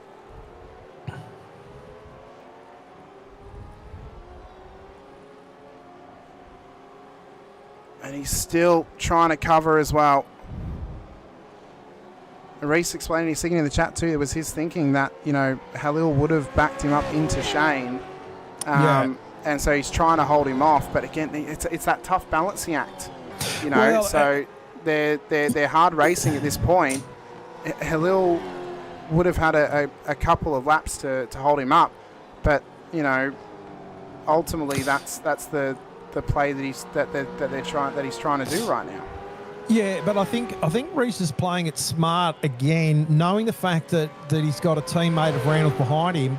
He's not trying to take that chance of letting him in front for pushing him back to him. So I think he's making the right choice at this stage. Although, if it becomes too dangerous, maybe back out. So you don't destroy your championship. But we'll see as that unfolds. Cesar on the inside, dives it right up there. Reece running a little bit wide there. Yep, all Caesar with a little wiggle. Oh, they've come across each other and ran. No. Oh, De Goey's in the wall. Oh. Yeah, that's just unfortunate that. Oh, what a shame! What an absolute shame! It just unfortunate that Caesar's car got sideways there, and looked like he got hooked up onto the back of De Goey, and turned De Goey around there. And that's a shame. That's a shame because looking forward to seeing how the battle between De Goey and Randall was going to fire out. That car is really hurt. It is. That car is really hurt. And it, you said it right, Brett. It is a real shame. Yeah, I mean, because thus far, up to this point, I think. Oh, then we've got Kokoski. We've got Kiddis and Roy Clark. Yeah. So now, if this brings a safety car out, this might help. Well, it's not going to help a huge amount, but yeah. Yeah, so that car's not well there. Yeah, these cars are stuck, so this may actually bring the safety car out. No, you said it right, Brett, that it is a real shame. And, as we saw with that, and again, we'll look back at it in the post-race highlights. I'll show it as many times as we want to show it back. For that to happen,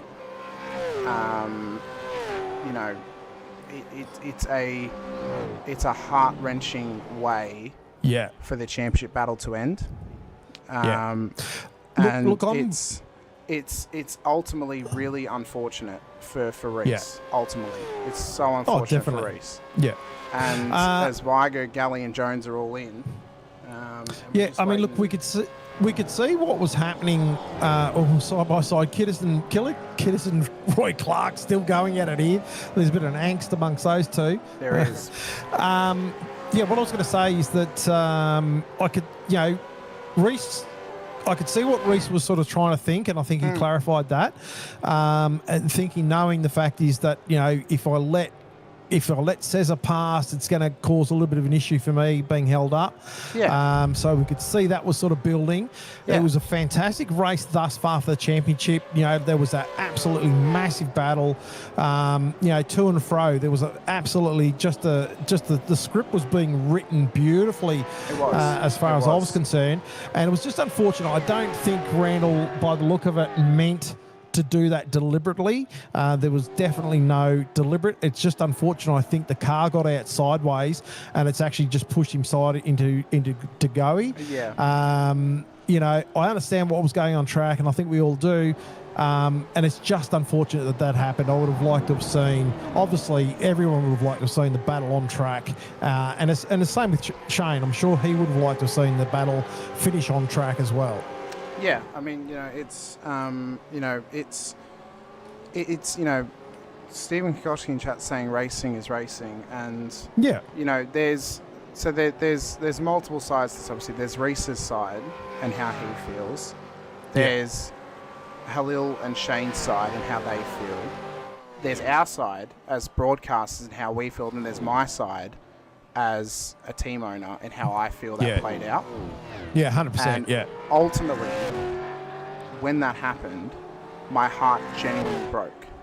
I was on the verge of tears when that moment happened, because I wanted, for the way that Shane and Reece have driven this season and how close that championship battle was coming into tonight, I wanted them to do it on track.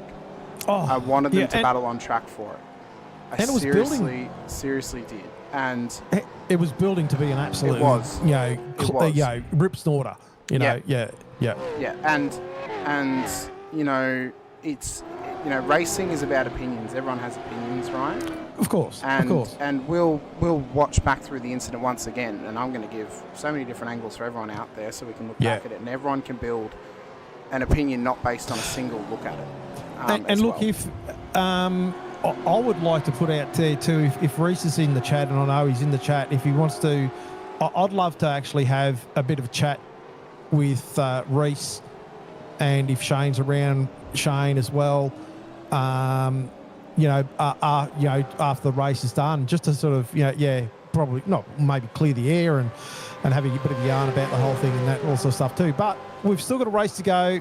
34 laps of 46 here at the moment. We're watching myself. Have a look at that car. What a guy. In 21st spot at the moment. just trying to bring the mood back up a little bit here. How many spots? I'm up 6 spots, so I'm going all right at the moment. I've still got a bit to go to where I'd like to be, but anyway. But look at Michael Jones in 8th spot, up 28 spots, so he's having a cracker. He's really, as you said before, I think Jones is someone to watch next year. And he's tightly battling right now with Ben Brook and Paul Burns amongst this top 10 as well. And again, you know, Ben's had a great race tonight. Paul's doing very well as well. You know, onto lap 35, 46 at this point too. Reese is happy to come and have a chat to us post-race as well. I believe awesome. Shane's going to come have a chat to us as well. I think that'd be great, just to have your yarn and all that sort of stuff. So and you know, we'll be able to talk about it more post-race, obviously, once the race is finished and stuff like that as well. Yeah. Jones having a look inside of Brook here. He's got having a nice crack move at him. Done there. Michael is having a real crack at him, and he's got that job done. As Michael Jones been super impressive throughout season 26 and leading into season 27 as well. He is going to be one to watch for next season. If he gets again those 1%ers tightened up, he is going to be a man to beat next season. That will be a slowdown. That might be a slowdown for him. Yeah, he did. That's a major off track. That's a 5%er there. Yeah. But I'll tell you what, the last few seasons, or the seasons that I've been calling with you, Hamish, have been fantastic. And we've seen some really, really good racing going on as Brook he comes back in. Andrew Gilles was just off the road then. Yeah, he just continued on. Yeah, actually, I know what happened there. He got the first curb, and actually the car bounced and set him in the wall there. So that was a big off for Andrew, unfortunately. There's been some absolutely fantastic racing going on this season, and we've had some really, really good seasons before. And I just get the feeling that again, this next season is going to be even tighter than what it has been this one. So I'm really looking forward to, and I've already spoken about it, and I'm happy to commit to the next season, and hopefully for many more after it as well. So I hope so as well. It's been spectacular over this first year period we've been together. Alex Kiddis is on the side of the road. Something's happened to Kiddis' car. Oh, he's facing the wrong way. Yeah, that car is trapped there, and it's got a blown engine. This could be a safety car late in the race, which is going to tighten the whole field back up once again. Kokoschki comes past him. He's got 5.5 second gap back to Damon Fisher, and if the safety car's called, this is going to shrink that gap completely. Come on, shrink it up. So to go in pits at the moment, 2 laps down at the moment. So obviously he's possibly used his fast repair, and that thing is being sorted out. So that's unfortunate there for Degoe. But are we going to see a safety car? And Kokoschki in. He's into pit lane, is Kokoschki. So he's come in to maybe get a fresh set of tyres on board this car to make a maximum assault at the end of this race. The problem's going to be, though, he's going to give up some track position to Fisher, to McKenzie, to Randall, and I think possibly to Weston and Burns as well. Okay, so now, safety car's out. So now, obviously, Reese's, the championship is blown wide open. Well, not blown wide open. It's actually narrowed up the other way around. For Shane, he just has to make the end of the race now, and he'll win the championship. So that's where that lies. Yeah, but what I was going to say is that, where are we not? Are we at 75% yet? We are. We're past 75. 75% of 46 was lap 34.5. So Reese is on lap 33. So he needs to make another lap and a half to get to 75% to get points to solidify P2 in the championship. So, and as safety cars do, they always provide the guys with a little bit of time to sort of have a bit of a think and cool down and all sorts of stuff. And also, I think it tends to sort of, with less than 10 laps to go, this is going to be a sprint at the finish now. Desperate times come for desperate measures, and those times are closing up. So I'm sure we're going to see some action in these closing laps now. It is going to be wild wild run home to the end of this race. Yeah. And you guys don't want to miss any of this action. Season 27 is coming your way in a few weeks' time. The 26th of March, we're racing once again. Round 1, currently penciled in for Mount Panorama Bathurst for Season 27. It is going to be absolutely huge. It's going to be live once again, or live with the replay broadcast. Once again, right here on the V8 Veterans channel for Split 2 action, as well as over on Infinity Broadcasting. As well, the Split 3 and Split 4 action right here on the V8 Veterans channel as well, and Split 1 over on Simspeed TV. So be sure to help support all the broadcasts for each split. It helps the league out, helps us broadcasters out as well, and means we get to bring out some fantastic racing your way more and more. We've just clicked over 750 subscribers recently on the Vets channel, Brett, and we're etching closer and closer to 350 over on the Infinity Broadcasting channel as well. Nice. So it'd be a great help to us if you could help subscribe to us. Exactly right. Like and subscribe. We love for the Vets channel to get to 1,000 subsubscribers by the end of 2026. That would be spectacular. Yeah, bring it on. Come on, let's go. Let's go. Bring it on. What was I going to say? The 6 hour coming up towards the end of April. I'm going to go down to that. So, So I was going to go away camping, but fortunately or unfortunately for those people that are going to go to the 6 hour, I'm going to try and go down there. So that'll be good. I believe Gunter is going to be racing yes, I would say Mr. Van Ree would likely be there as well. Yes, I've heard that. In support and some of that. others. Yes, indeed. Yep. Just to confirm as well, Reese to go is now back out on the racing surface too, so he is going for that 75% marker. He has to make the end of this next lap. So this is his 34th lap of the race beginning. He makes the end of this lap, he makes 75%, and he takes points home for Montreal here this evening. And so, yeah, that will what that will do is that will solidify him P2 in the championship. And again, more than likely will be one of a few drivers to go up to Split 1 next season. So what could happen, Brett? We've got, we're on lap 38 of 46. We've got 8 laps to go the next time by. Should more than likely get into the restart zone on the next lap, on lap 39 of the race. So it'll be 8 to go.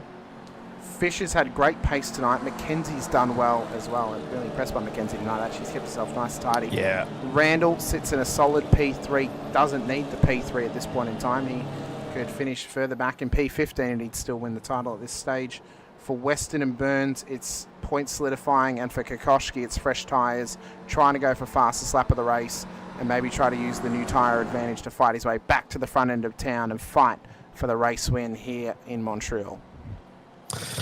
And I was just going to say, Michael Jones, we talked about 4 up 28 spots at the moment. What a fantastic run he's had so far. But look, Brett Horsell up 4 spots into P9. Fantastic run for Brett Horsell at the moment. And then going back down to Brett Taylor, because I was just talking about the Battle of the Bretts. He's up 4 spots, having a good crack as well. So those boys have done quite well this round. It's good. They have indeed. And they've done an exceptional effort here this evening out in Montreal once again. We're excited, obviously, to see where the Split 3 champion Nathan Favero will sit in the Split 2 field next season. I think he could be quite competitive amongst Split 2, knowing the dominance that he had this previous season in Split 3. Brett, I'm very excited to see what Nathan Favero can do coming into Split 2 next season. And again, where the likes of some previous Split 1 drivers or some new drivers coming in off of the waiting list. We've got 20 waitlist drivers coming in, where they will all situate and how that could dictate who goes up and how many go up for each split across the whole field. This could be one of the biggest shake-ups in V8 Veterans history. Adding 20 new drivers to the grid and where they are placed could completely change the game for every single split in the service of V8 Veterans. Pace cars in, and Damon Fisher has control of the field. When will he go green? Yeah, just cruising along there. I'll tell you what, Jones was poking his nose out of line there, so and this is what happens. Safety car. Damon's gone. Here he goes through the wall of champions. Got that right this time. He has indeed. A little bit of a Did you have a blink at this stage, Brett? I did, yes. We are running on my replay because Hamish forgot to save the replay. I did. Yeah. And you know what? You know what Brett rudely named the replay file? Hamish forgot to save. Thank you, Brett. Get a kick out of that. I'll tell you what, Damon's done a great jump. He's got a good jump. Mackenzie's gone with him. Randall's about a second behind, but Jones is 4 seconds down. What a horrendous. But we've got some action. Oh, we've got some massive action back there. Yeah. Kokoschki's car is dead. Oh, no. And he had those fresh tyres. Mick Clifton as well has been involved down there. Paul Burns. Multiple cars. Paul Burns was one of them. Oh, it is a real shame. Paul Burns with massive damage on the front of that car after a fantastic race. Michael Jones up 32 spots into P4, but if he had qualified tonight, he probably would have been up and around here anyway. Probably, but it's still a good effort. It's a great effort tonight. Bruce Tannick up 11 as well. Probably one of Bruce's cleanest runs to date in Split 2. It's been a very great race for Bruce Tannick. Now up 12 positions into P6. Maybe a contender for driver of the day here this evening. Yeah. Right. Oh, who was that? That was Hedersheed. Hedersheed really wild through turn 9. He's battling away here with Joel Oostervold. Tight battle. What? See, told you, safety cars. That's what happens. Unbelievable. Condenses the field, and I tell you what, the pressure just goes through the roof. Everyone thinks they're a Formula 1 car driver with the most amount of aero. They're all Lewis Hamilton, apparently, as they battle away. Fisher leads us across the line to begin lap 40 to Mackenzie, Randall, Jones, Brook the top 5, Tannick, Weston, Manuel, Horsell and Viger the top 10. With this battle for P12 heating up here between Stoyles, Hedersheed and Oostervold. They've got Chris Blanchard in behind them. Winner last time out at Miami. What a win that was. Over 1,000 days between race wins for Chris Blanchard. He finally tasted the simulated champagne in the sunny side of Miami before coming up to the wonderful Poutine-filled Quebec, Canada for Montreal action here tonight at Circuit Gilles Villeneuve in the final round of the season. Unbelievable stuff here tonight for the last part of the season for Blanchard. But Fisher, though, the top 3 have broken away here from Michael Jones. 5.5 seconds is the gap for the podium back to P4. So it looks like Mackenzie going to take it to Damon, see if he can hold, make something happen here. Randall's not out of it as well to go further up the ladder here. And last time around, Randall did the fastest lap of his races, 1:38.141. So he's not shy about putting that foot to the floor. Yeah, for sure. And again, we mentioned that, I joked, I think it was last week, and I said, wouldn't it be the most Shane Randall way to win the championship without winning a race all season? But he could be in for the race win now. He's tucked up right behind P2 and P1. The win could be on if he can get it. It'd be his first race win in V8 Veterans. He's yet to take one here in the Veterans. And with 6 laps to go, it's a tight battle for the top 3 for the final win of season 26. And for Damon Fisher, well, he'll be hoping to try and lock away his, I believe, his first race win of the season. It would be his first race win of the season. The car looks incredibly poised, though, doesn't it? I mean, we've talked about Damon before being, obviously having his internet issues, getting that sorted out. Starting to pull a little bit of a gap on Mackenzie at the moment, about 0.8 of a second.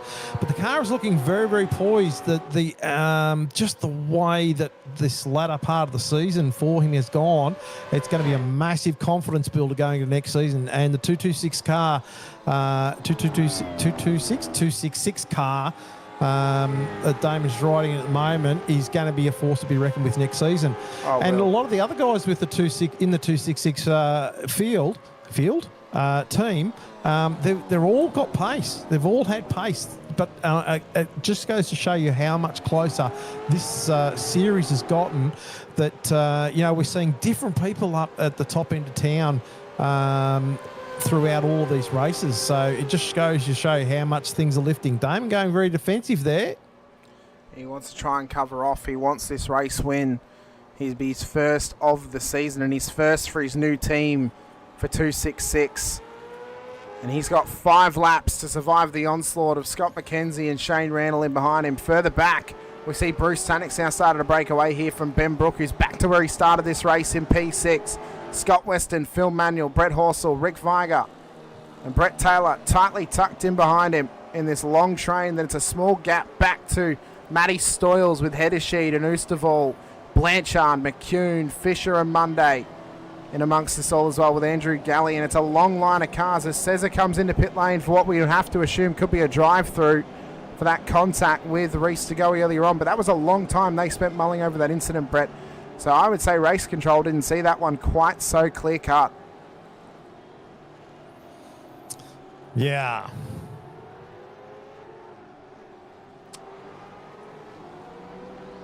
Ben Brook, how well's he been doing tonight, Brett? So great from Ben Brook. Fantastic. Yeah.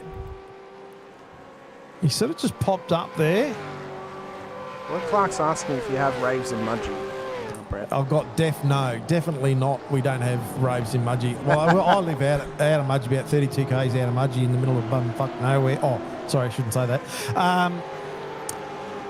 That was a bit nasty of me. Yeah, I live out... I don't know what's going on. I've lost my mind. Yeah, I live about 32 k's out of Mudgee, but it's more of a wine and food town, really. It's not really a rave town, definitely not. Bush stuff town, by the sounds of it, Brett. It's a bush stuff town. Yeah.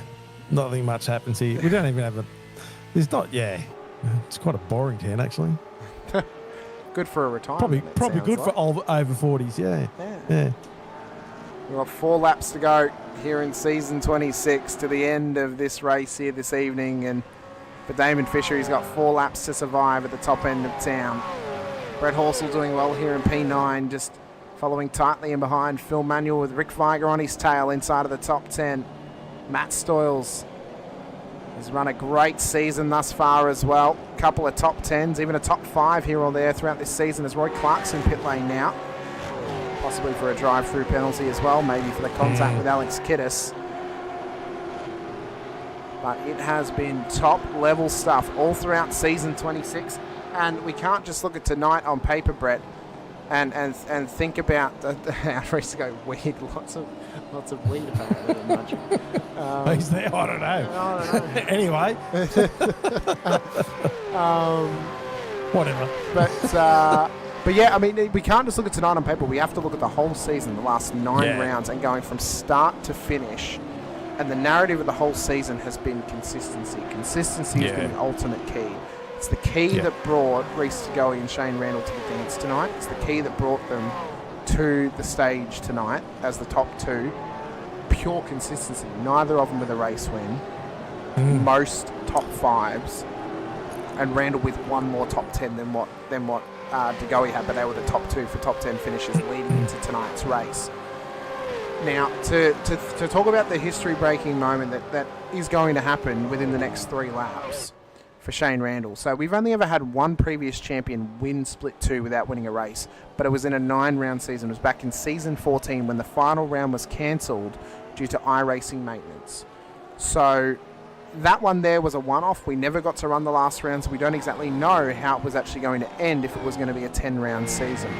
In terms of 10-round seasons, Shane Randall is about to become the first ever Split 2 champion to win the championship without ever winning a race. Winning a race, Not just in the season, Brett, at all. He'll become the first champion to have never won a race. That's in pretty Split huge, 2. It's a massive achievement.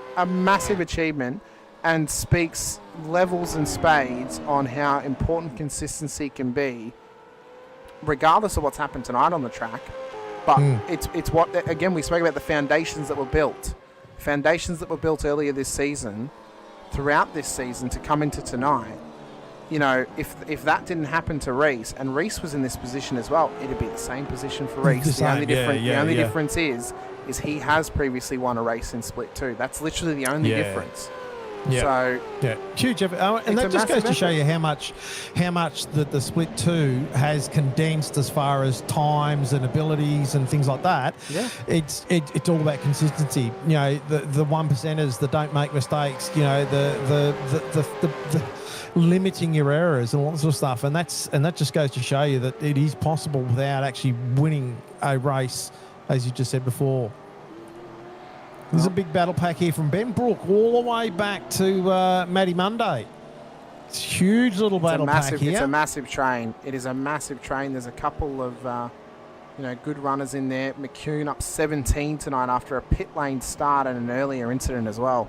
That's a great effort from Scott McCune this evening in that Mustang. Monday, as you said, up 13. You're up 10 at the moment, Brett. Heddersheet up 13. Oosterval up 11. It has been a fantastic run for these cars to this point in time. 2 laps to go here at Montreal before the championship is decided and before the season ends, and we look ahead to season 27. It's amazing to think that we are only, Brett, 4 seasons away from... Actually, no, sorry, I apologise. We're only 2 seasons away from getting to the... what would it be? It would be the 7th anniversary of Vets. Okay, yeah. Because 4 seasons per year. 28. Season 28 is the 7th birthday of V8 Veterans. Is the 6th anniversary. Header sheet out sideways there in the back of that group, in the middle of that group. And he's really starting to push back it's and 4 splits, so and going strong. As you said, we've got 20 new people coming into the mix. I mean, so it'll be interesting to see where that goes. I've aged significantly since we started Vets. Since I started doing the Split 2 broadcast back in 2023. I've gone from being a plucky little 23-year-old. No, not 23. What am I saying? God. 25-year-old. Or 24 turning 25. So 24-year-old to now a 27-year-old who's turning 28 this year. And I think the progression of the racing across that those years has been incredible. Stoyles was having a crack at Blanchard there. He was having a proper crack at him back here. Run to the white flag though. One to go for Damon Fisher. So 1 lap or half a lap at this stage to survive to Scott McKenzie, who's driven incredibly well here this evening up in P2. Up 7 positions, kept it nice and tidy. Shane Randall. Run from McKenzie. Shane Randall is only a handful of corners away from calling himself a Split 2 champion, with Michael Jones and Bruce Tannick inside the top 5 as well as they come around turn 10 for the final time here this evening. Damon Fisher has been on absolute fire. If he remains in Split 2 next season, watch out for the 505 Mustang as he comes up to turn 13 and 14. Past the wall of champions he'll come. And he's going to take the 266 Mustang to the top step of the podium for the final time in season 26. Damon Fisher wins to Scott McKenzie, and Shane Randall is officially crowned the Split 2 champion for season 26. Michael Jones, Bruce Tannick in behind them. Heddersheet's just gone off the road down there. Oh my God, there's contact with Oosterval. We'll have to watch that one back, as Heddersheet, I think, is trying to redress the position back there. But it's going to be too late, too sorry. Jones, Tannick in the top 5. Weston in a great effort in the top 10. Brooke, Manuel, Horsell and Rick Viger make up our top 10 in the end. But it is a race win for Damon Fisher. His first win in Vets. His first win for his new team. A fantastic effort here tonight for Damon Fisher. And I think the 266 boys got to be pumped about their season. They started off incredibly strong, and we've just seen them up and down a little bit. But I tell you, great effort from Damon there. It was a fantastic race, and he'd be absolutely stoked with that. So we've got 3 names going in the chat for Driver of the Day nominations. Final round, special rules apply. 3 names are putting out there, and the votes will be accepted after this goes out. Damon Fisher, Scott McKenzie, Bruce Tannick. Who's your Driver of the Day? All 3 of them drove spectacular. And seriously, I think Bruce drove great. It's probably one of his best drives ever in terms of cleanliness, keeping himself quick and fighting his way forward. It's a great effort there from Bruce Tannick tonight, as Damon will lead them round off of this final lap and to the end. So we mentioned the the history that's been made off of this as well. So for Shane Randall, he becomes the first Split 2 champion in a 10-round season to win the championship without winning a race in that season. He becomes the first Split 2 champion to win the championship without ever winning a race in the Veterans as well, after our closest run to a championship battle at the end of the season we've ever seen. 1 point was the differential coming into tonight's race as well. It's the 5th championship for this team in their history, and the 4th in the last 5 seasons. Their second Split 2 championship in the last 3 seasons. Last one in season 24.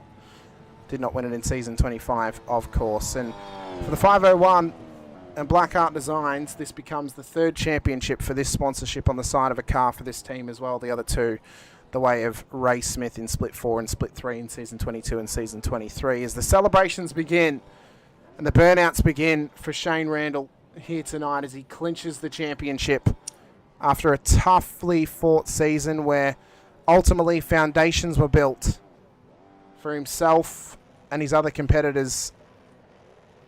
And off controversy, well, it wouldn't be Split 2 without controversy, would it, Brett? Oh, no, definitely not. Wouldn't be Split 2 without controversy. It was a fantastic championship one for him in the 501 car. As we get up our race results for tonight's event here for round 10, it is Damon Fisher winning the final round of the season, gets his first race win. Look at that, 505 P. I was going to say 505 P1, 503 P2, 501 P3. It's quite funny how that works out. Yeah, Damon Fisher P1 to Scott McKenzie and Shane Randall on the podium. Michael Jones, Bruce Tannick make up our top 5.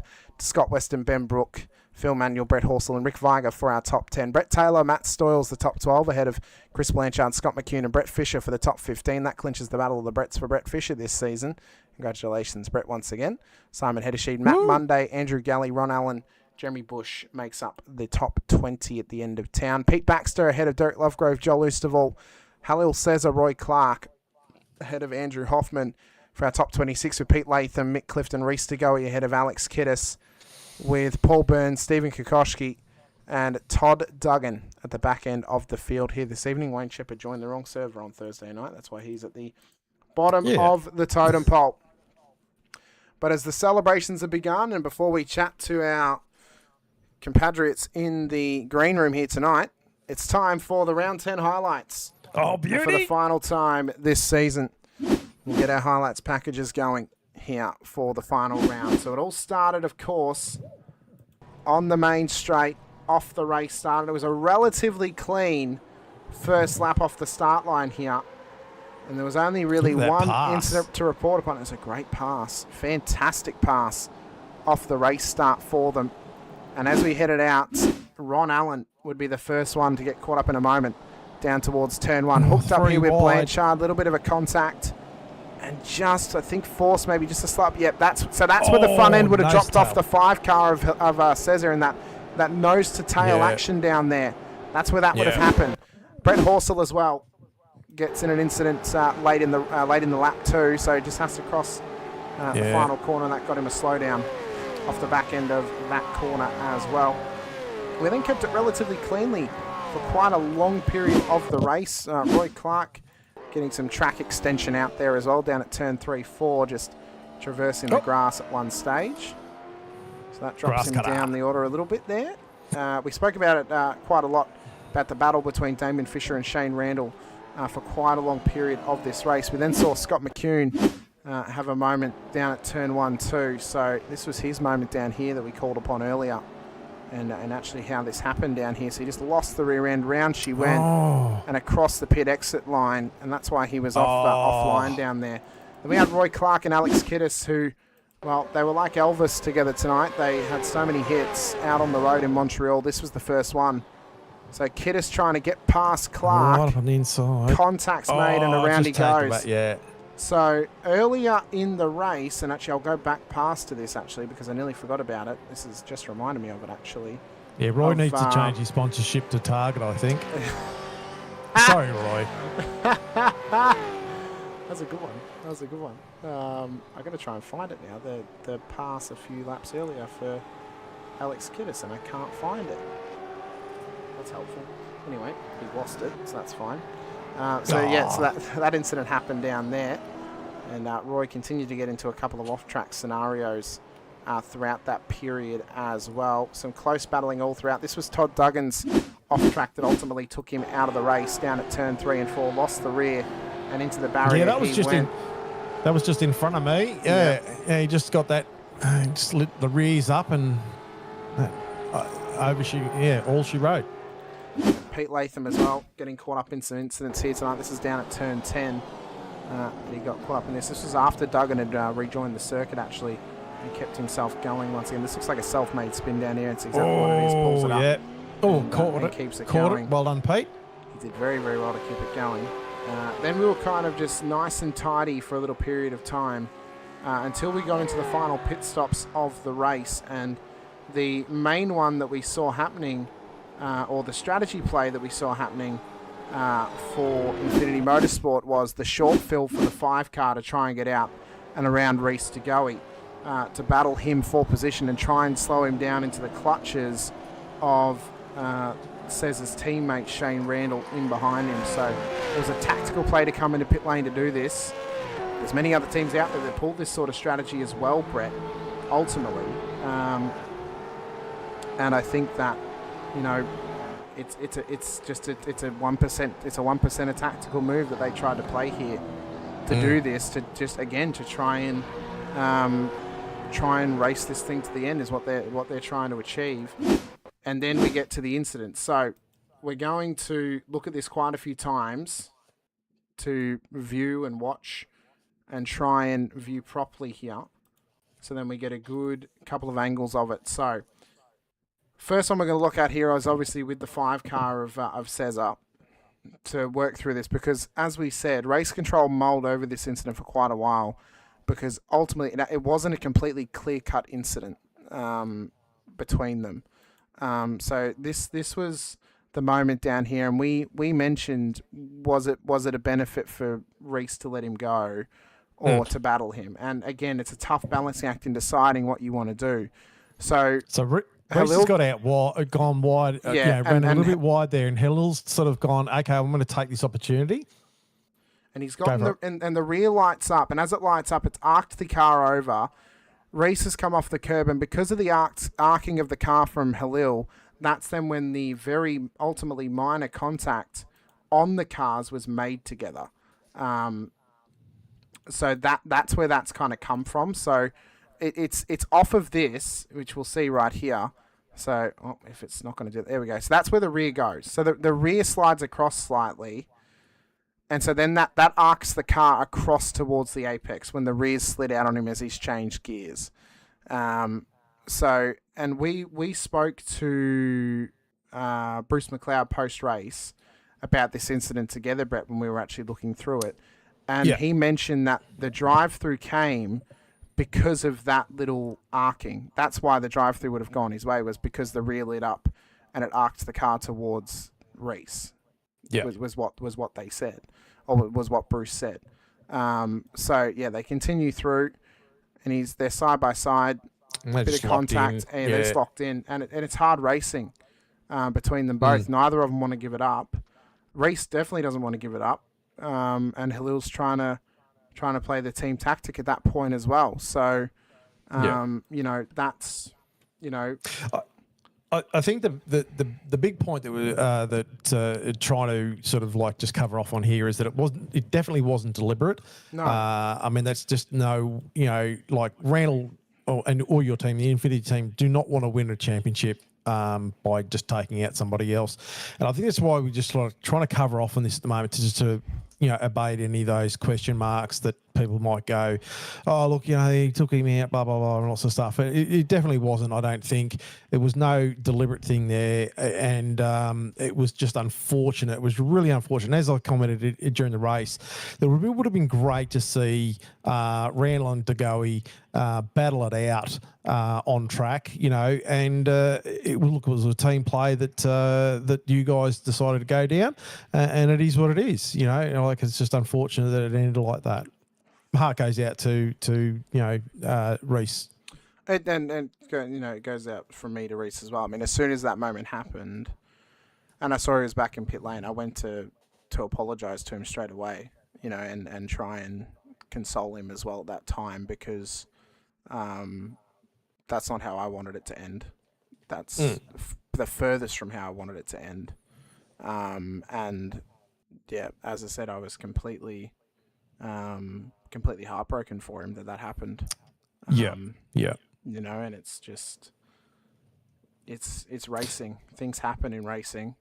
And that's right. You know, I mean, yeah, and up until that point, I think the battle was fantastic. It was an absolutely epic battle. Absolutely and I think we were all robbed of that final sort of like battle. But I mean, it's racing. Everyone's going to battle. You know, it's going to happen. You know, and these things happen. But you know, look, we move on, and we'll hopefully get to talk to Reece and Shane and whoever else. Shane's in there. Reece has not joined the green room just yet, so we'll see if Reece does end up there, joining us. This was the moment that happened with Roy Clark and Alex Kiddis, and this is a very weird one down here at the exit of turn 2. So let's try and get a better look at this here. So Roy lights it up, crosses turn 2, so he'll get a slowdown because of this, and then lights up the rears, catches the line, and then Kiddis comes in and makes contact. Just unfortunately caught in there, Yeah, real unfortunate moment there between them. Then we had Joel Oosterwald as well get involved in an incident down at turn 1 as well with Matt Stoyles, it seems. So something's happened between these guys that's forced them to lock horns. Although actually it's just synchronized spins between them. So that's what's gone down. If you can spin, I can do better. Exactly right. Then we saw Andrew Galley off the road down here at turn 9. So he lost the rears down there, and then off the road it went into the little escape area there as well. Just launched the car off that ripple. Yep. And then how's Alex done this? Oh, so he's come out of the corner. Oh, he blew the engine. Money shift. How's he money shifted like that? I wonder if that's a deliberate. I don't want. Yeah, I probably shouldn't say that, but that looked a bit unusual. That was a bit suspect. That one was a bit suspect. Anyway, and then there was this one down here off of turn 1. So this one we have to go back for. Yeah, this one we have to actually reverse for. So this is Paul Burns and Stephen Kokoschke battling away. So Kokoschke gets caught on the outside with Paul. With a bit of bump side by side. Gets loose, contact's made on the cold tyres, and then it just worsens from there.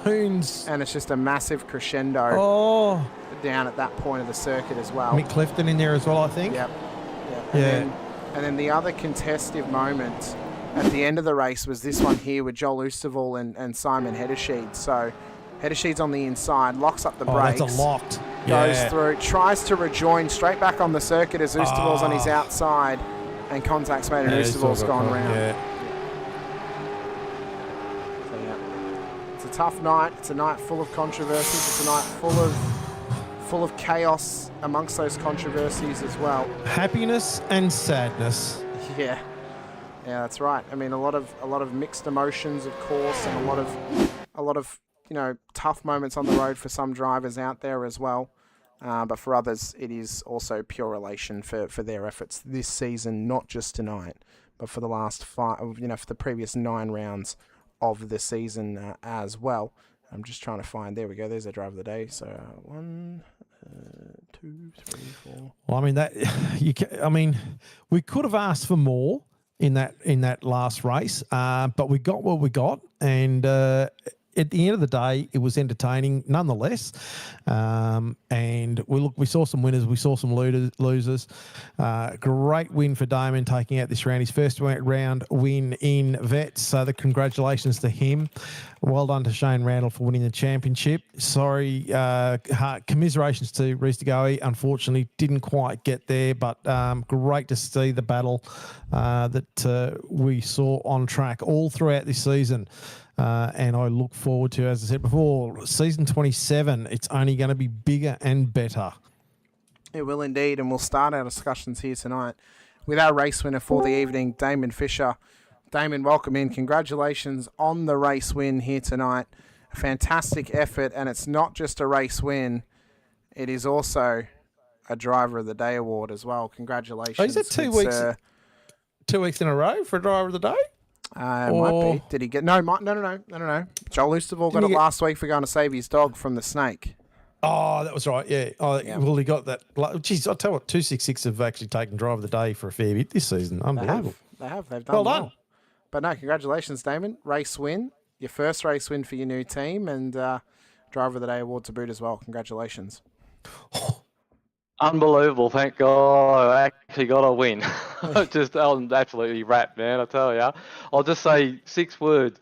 Racing isn't easy, but experiencing it is. It was just, that's exactly how I felt, like the whole race. Like I said to myself when I was qualifying, I thought if I qualify high or up in the front there, I've got one or two choices. I can either, power on and get out in the front, because I didn't want to upset the guys that were fighting for the championship. I was a bit sort of terrified of taking one of them out or something like that, and I didn't want that to happen. So, evidently I ended up qualifying good. So I thought, oh, okay, it's on. I've got to try and get out the front and get out of their hair so I can so they can race on and do their thing. Yeah, well, I mean, you drove incredibly well tonight, Damon, and obviously a spectacular run this season. Towards the end, after you did have these internet issues fixed up, if you're going to remain in Split 2 next season, are you confident that you can carry this car maybe to a championship? Because Brett and I are believers that you're going to be a contender next season if you're in Split 2. Do you believe you're going to be a contender, though, being on board this car? Look, Hamish, I feel like I've got a good chance. And a while back there, I got put up into Split 1 because I did have a bit of pace then. And I didn't really. It was a good experience, but obviously, you really want to win a championship before you go up into Split 1. And I think the time that I spent in Split 2 really molds your driving and all that sort of stuff, and it prepares you for that. And I think I do need to get a few more race wins, or even finish high up on the podium to sort of get that rhythmic sort of racing sort of going, so that I can maybe take a championship out. And I think if I can keep this momentum going, yes, I think I could be on for a good chance at doing well next season. Do you think it'll eat Brett alive if he has to call you as the Split 2 champion for season 27? Oh, most definitely. Whatever. Well, Damon, we appreciate your time. We appreciate you coming to have a chat to us as well. Is there anyone that you want to give a shout out to before we let you go here this evening? Congratulations to Shane and Reese and Scott McKenzie. I mean, Scott McKenzie was pressuring me on that towards the end there. It was fantastic racing from him. And, Stephen Kukoski, bad luck for him. I felt sorry for him, but, he's another one that's, next season I'm going to be, fighting against, no doubt. Congratulations to all those guys.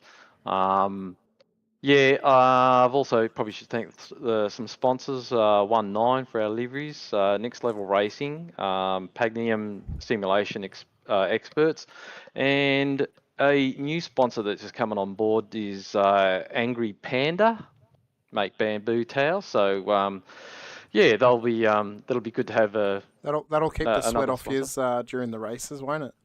Help definitely. Definitely. So, it's all the guys in our team. We're all doing real well. I think there's a couple of new members joining next season. I won't mention who they are. You don't want to give us the inside scoop? Well, I haven't been given the go-ahead to that, okay. I don't want to do that. All the guys in our team are just fantastic. We're all getting along real good and helping each other, and all having fun racing. And I'd just probably like to thank all the other guys in Split 2 too. I think it's just a fantastic breed of guys. We're all racing hard. I think the top 25 drivers in Split 2 have all got a chance of winning a race, if not the championship. So it's just fantastic. Luke has given you the go ahead in the chat to do it. Oh, okay.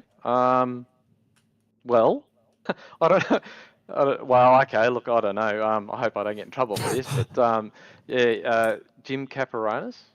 Oh, Right. Yeah. Okay. and Greg Shelton. I hope I'm saying that correctly, but yeah, a couple of guys that'll be joining our team next season. So yeah, Well, we look forward to Interesting seeing stuff. how those new additions go and what that could mean for the future in terms of those drivers being within this team. So, Will we see Damon? yeah.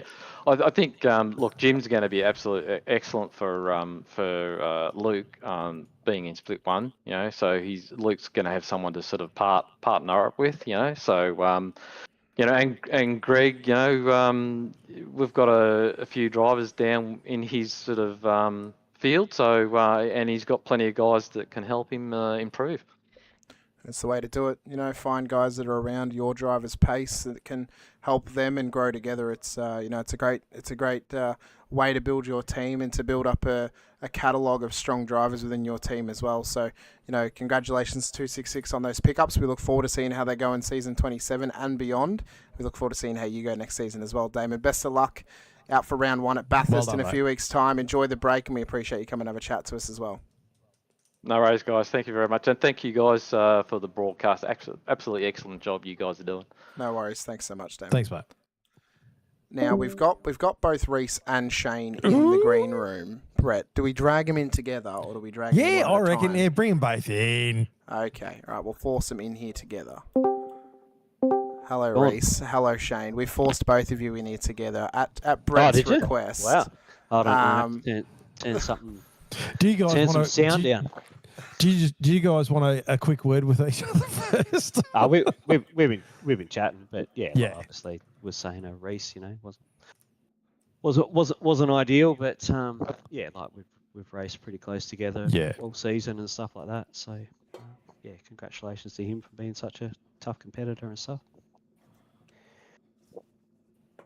And then Reese, your thoughts on the back end of it as well, after a couple of days, obviously, from the end of that race in the season? Yeah, just it is what it is. Feel free to speak your mind. I mean, it's okay. I mean, look, it is what it is. And look, I think you drove an absolutely perfect race. I could just see what you were trying to achieve through the different sections of the race, and I knew, I assumed what you were thinking when Halil was behind you and stuff like that, and it was unfortunate, and I bet you gutted, and I'm gutted for you too. And I mean, I just would have, and as everyone would have liked to have seen the battle finish on track, and it's just unfortunate that it did happen. But not to take anything away from you, you've had a fantastic season, and up until that point, you drove an absolutely fantastic race. Very, very smart, I thought. Oh yeah. Thanks very much for that. I knew that if Halil did get in front of me, it was going to be pushing back to Shane and push myself back to Shane. So, racing thoughts was just keep him behind me. Hopefully, he'll burn his tyres off. He'll be less of a threat after a while. And I've raced with Halil, and I know that he's a very clean driver. So I obviously knew that he was never going to be there to take me out. Yeah. I don't have any of those thoughts through my head about scenario, team orders, take him out. He's got to get the championship, blah, blah, blah. So, yeah, none of that stuff. But and I think fortunately with the loss of traction, he lit it up a little bit, changed the gear, it started towards me, and then I climbed the curb a bit to try and leave him room, and then we come together. Red Rover. And I think one of the main reasons why I wanted to sort of like get you both in together is just to sort of put just to put a rest to that, because there's a lot of people out there that might look at it otherwise. And I know you and Shane and Halil probably aren't of that opinion, but I just wanted to clean it up for the other punters out there that are watching it that might have that view. So I just wanted to sort of like air that and clean it up, just so we can all move forward and there's no animosity towards anyone. Oh yeah, of course not. I mean, like if you're going to harbour animosity towards someone over sim racing, man, you might as well just pack it up and sell it off to somebody else. Oh, geez, I better give it up then. No, I was only joking. I mean, if you can't get over fucking little niggles like that, then just, pack it up. No, 100%, 100%. But, mate, I mean, I know. You go for it, you go. I knew Halil was going to play the team game. Like, I mean, the shoe was on the other foot, and it was one of my teammates in that position. They had been trying to do the same thing. So, part of racing. I think, was it the guys in the chat said, that it's racing. It is what it is.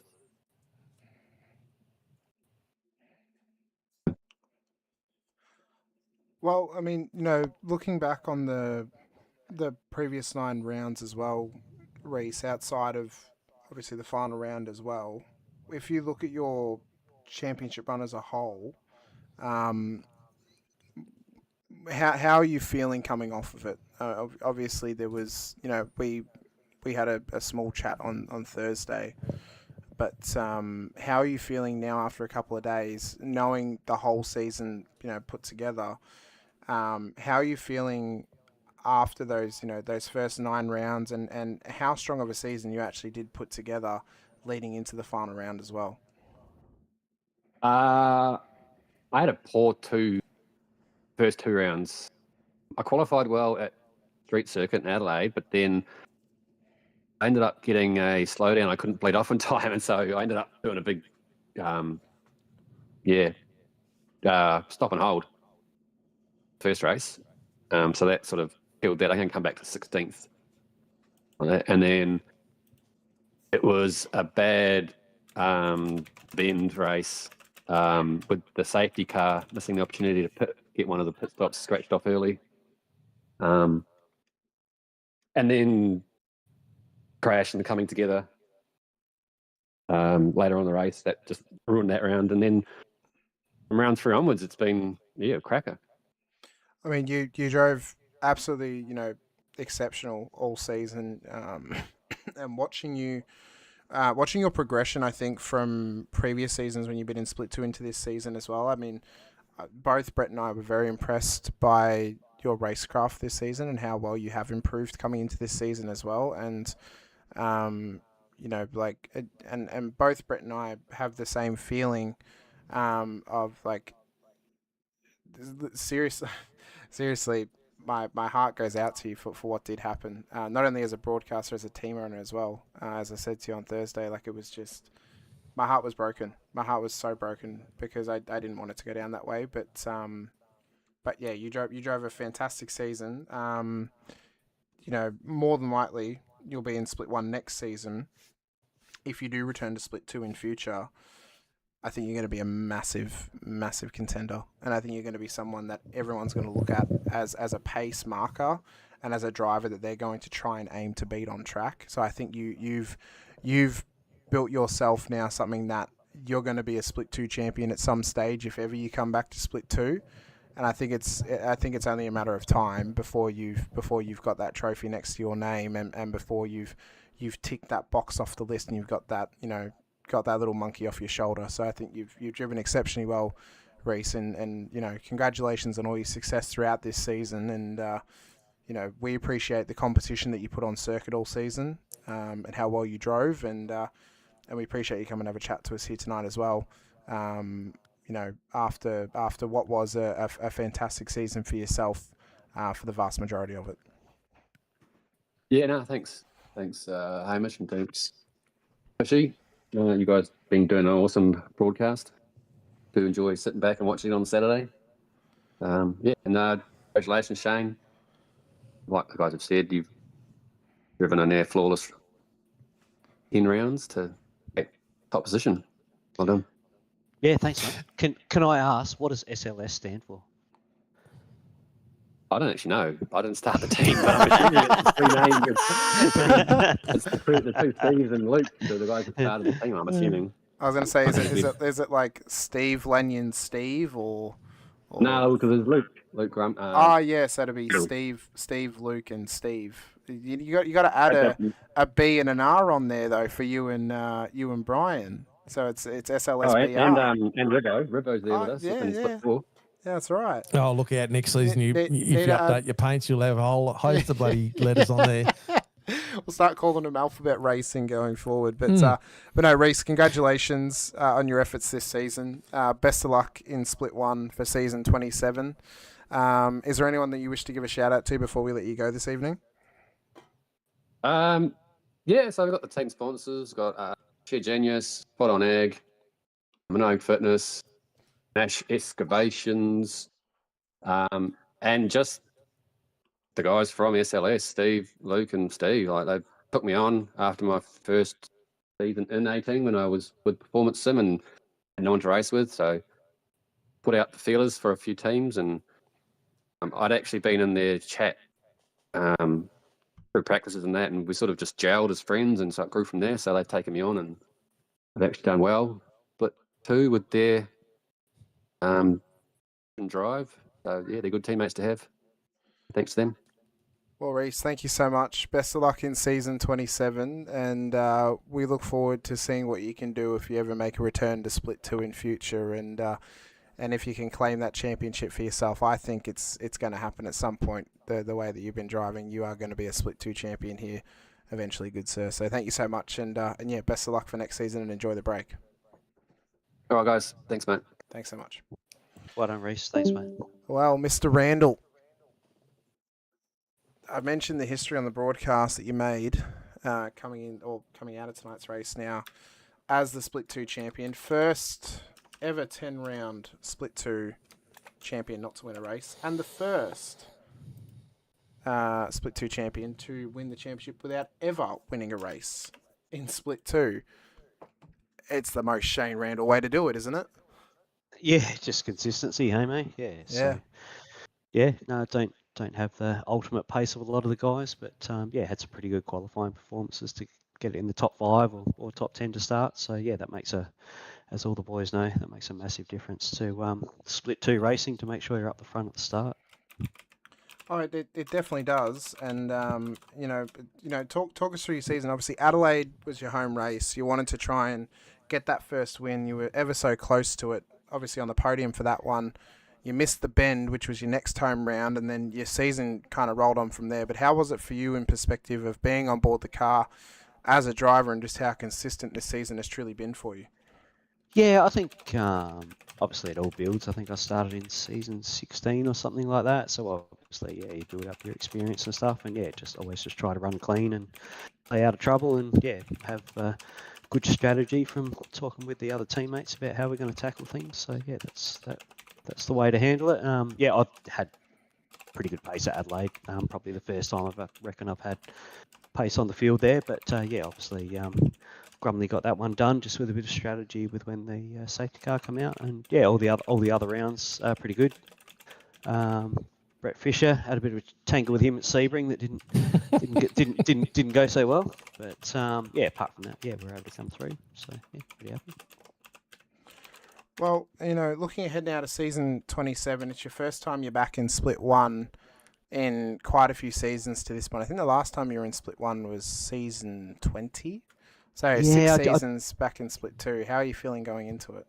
I think I've definitely got more pace than I had when I was there the first time. I think I got myself to Split 1 using a Logitech G29. So yeah, obviously we've got a bit nicer gear now. Yeah, shout out to Pato a few seasons ago for getting us some direct drive stuff to use. So yeah, that makes a difference. But yeah, like I don't know, maybe like some of the chat, probably be fighting for 35th, 45th in the Split 1, but yeah, we'll put our best foot forward. Well, season 27 to come. I've just posted an updated sponsor list for you, Shane, so then you've got an up-to-date one, because I hadn't updated it in a while. Geez. I haven't updated it in a while. I had to update it. I haven't got enough screens. I got a couple written down. But yeah, like if we want to run through who to thank, like I think the first thing to thank is the guys that put together the league, right? Like V8 Vets, how good is it? Everyone's like great bloke. Like how good a guy is it for Reece to be so understanding on what happened with him and Halil with just hard racing, right? Just lit up.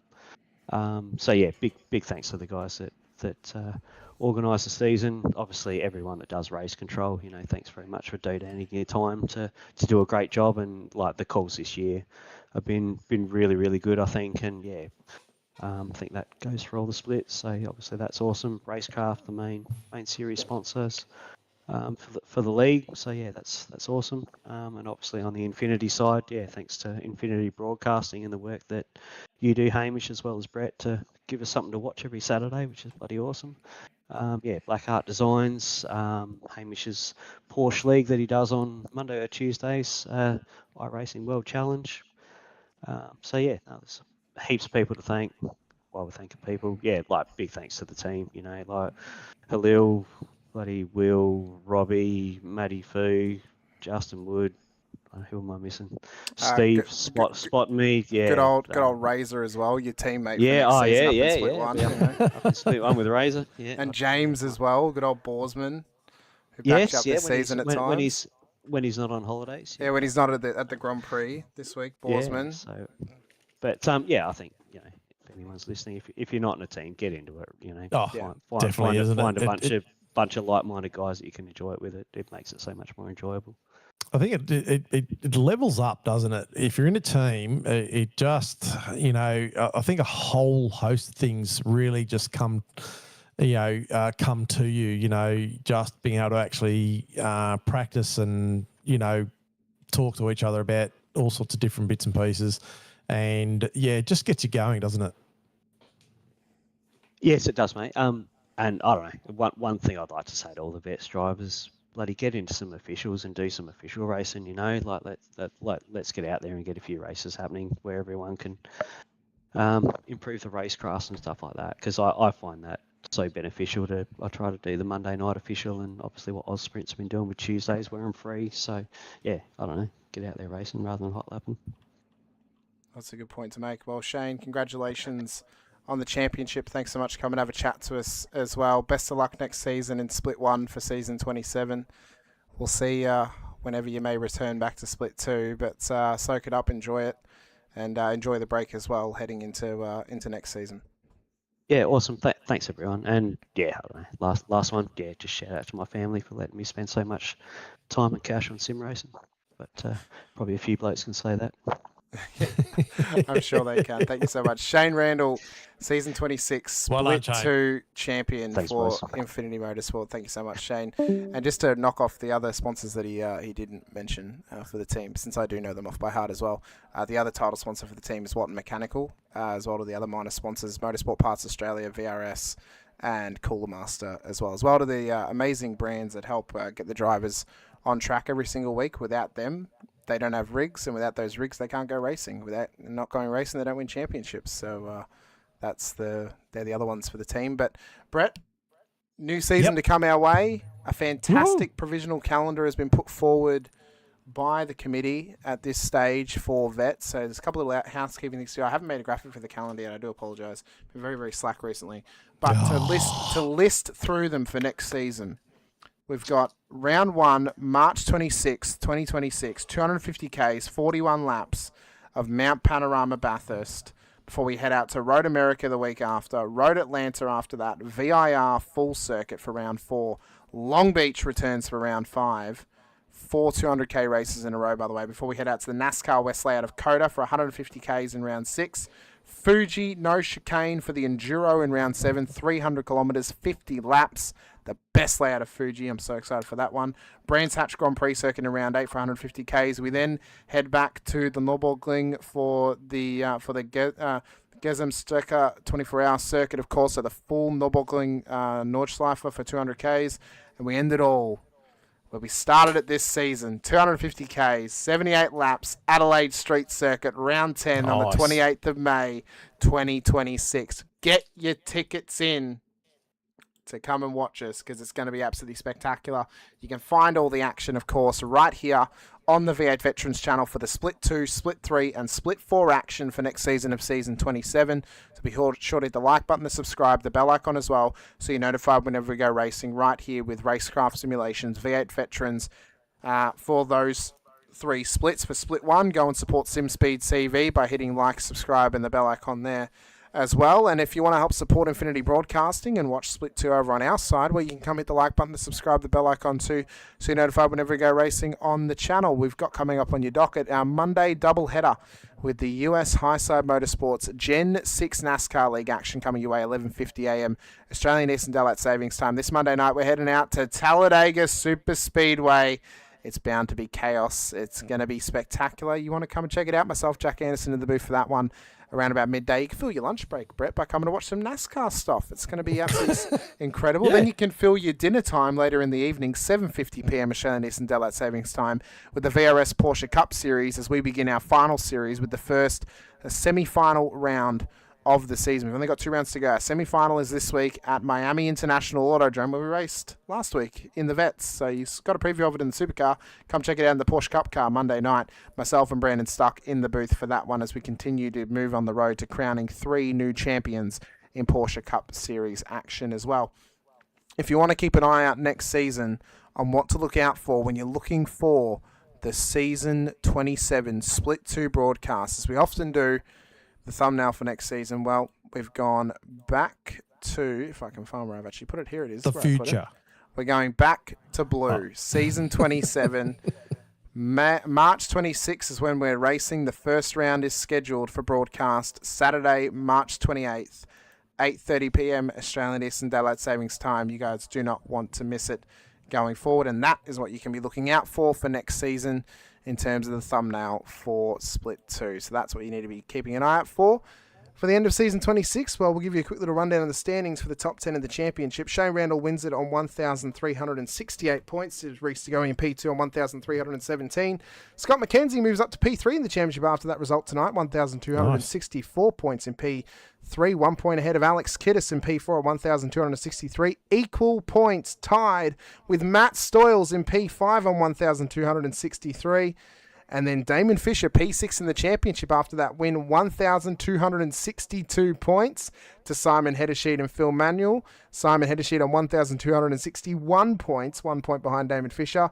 Manuel a further 10 points back on 1,251 to Chris Blanchard on 1,232 points in P9, equal with Rick Viger, P10 of the championship, 1,232 points as well. You can find them in further detail over on the Sim Racer Hub within the Discord server of the Vets as well.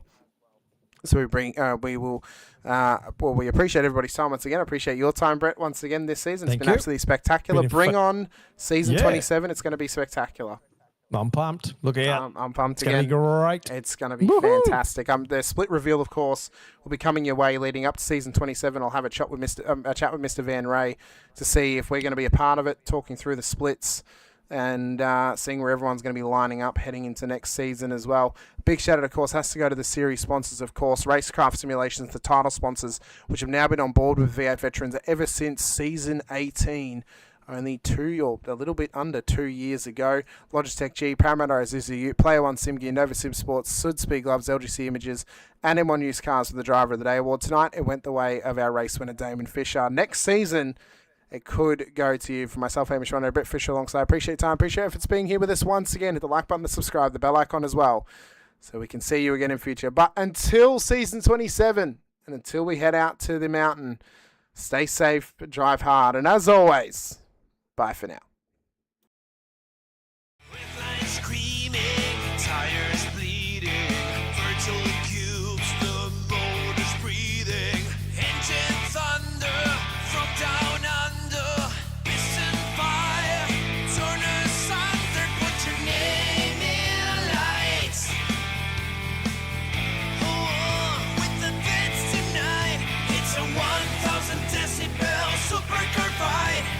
Track to the ground.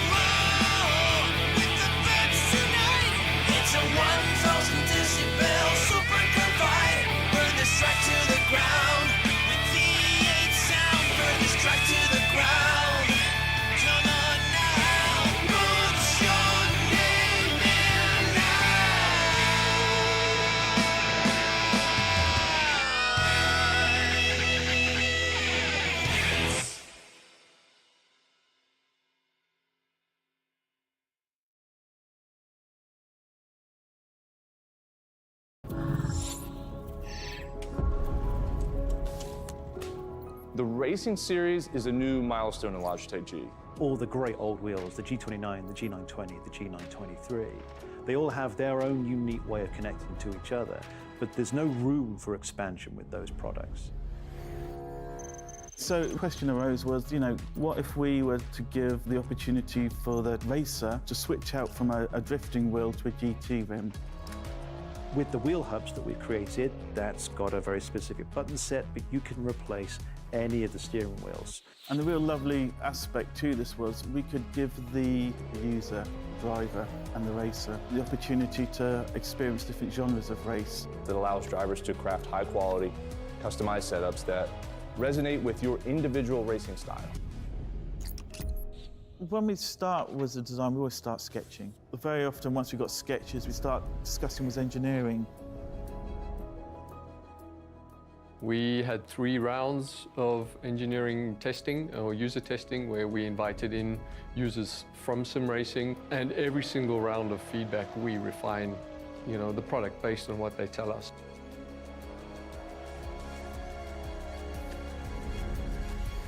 In this sim racing lab, again, we're going to use data to really analyze what a driver needs. We've used everything from eye tracking to the inputs from the pedals, the inputs from the, let's say, input devices, the wheel and the pedals, the shifter. We're taking that and we're compiling it so that we can build different products based on those individuals' needs for all consumers and all drivers.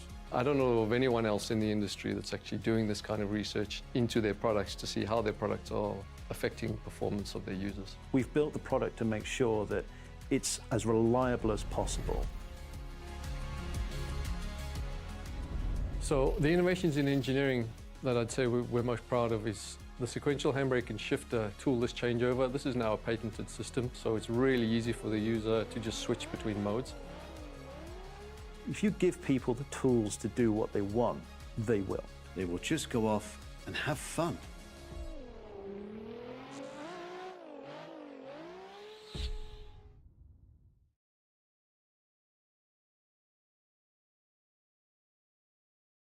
Introducing the Rackraft PT1, custom-built full chassis racing simulator.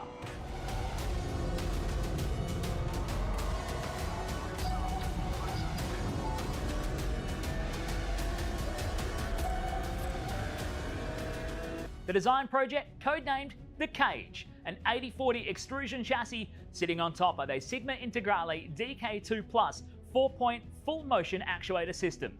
No compromises in the cockpit of the PT1 simulator. To maximize the experience, we start with the 49-inch ultra-wide monitor for the greatest field of view in a small footprint of the simulator, down to the SimuCube wheelbase that's tucked up and behind the monitors with SimCore extensions to get things out of the driving area.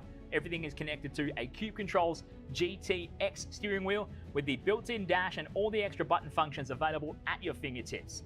Driving through the Raceworks S1 pedals, the potentiometer throttle and the 2 hydraulic pedals for brake and clutch ensures you maximize the feel underfoot, and seating yourself into an OMP HTER bucket racing seat with OMP belts connected to a G-belt tensioner to provide that extra feeling and the heightened experience while you're driving. Additional interfaces and accessories in the PT1, we have twin butt kickers, one on either side of the OMP seat, as well as a Jinx sequential shifter, the SimPush Race Logic timer to the left-hand side, a Racecraft built-in WinSim kit with Philips Hue lighting and a built-in soundbar, plus the OMP side net to finish off the experience in the PT1. The Racecraft PT1, build number 1, the ultimate in sim racing experience, combining the best products in the market with the passionate, no compromise approach that goes beyond racing simulation.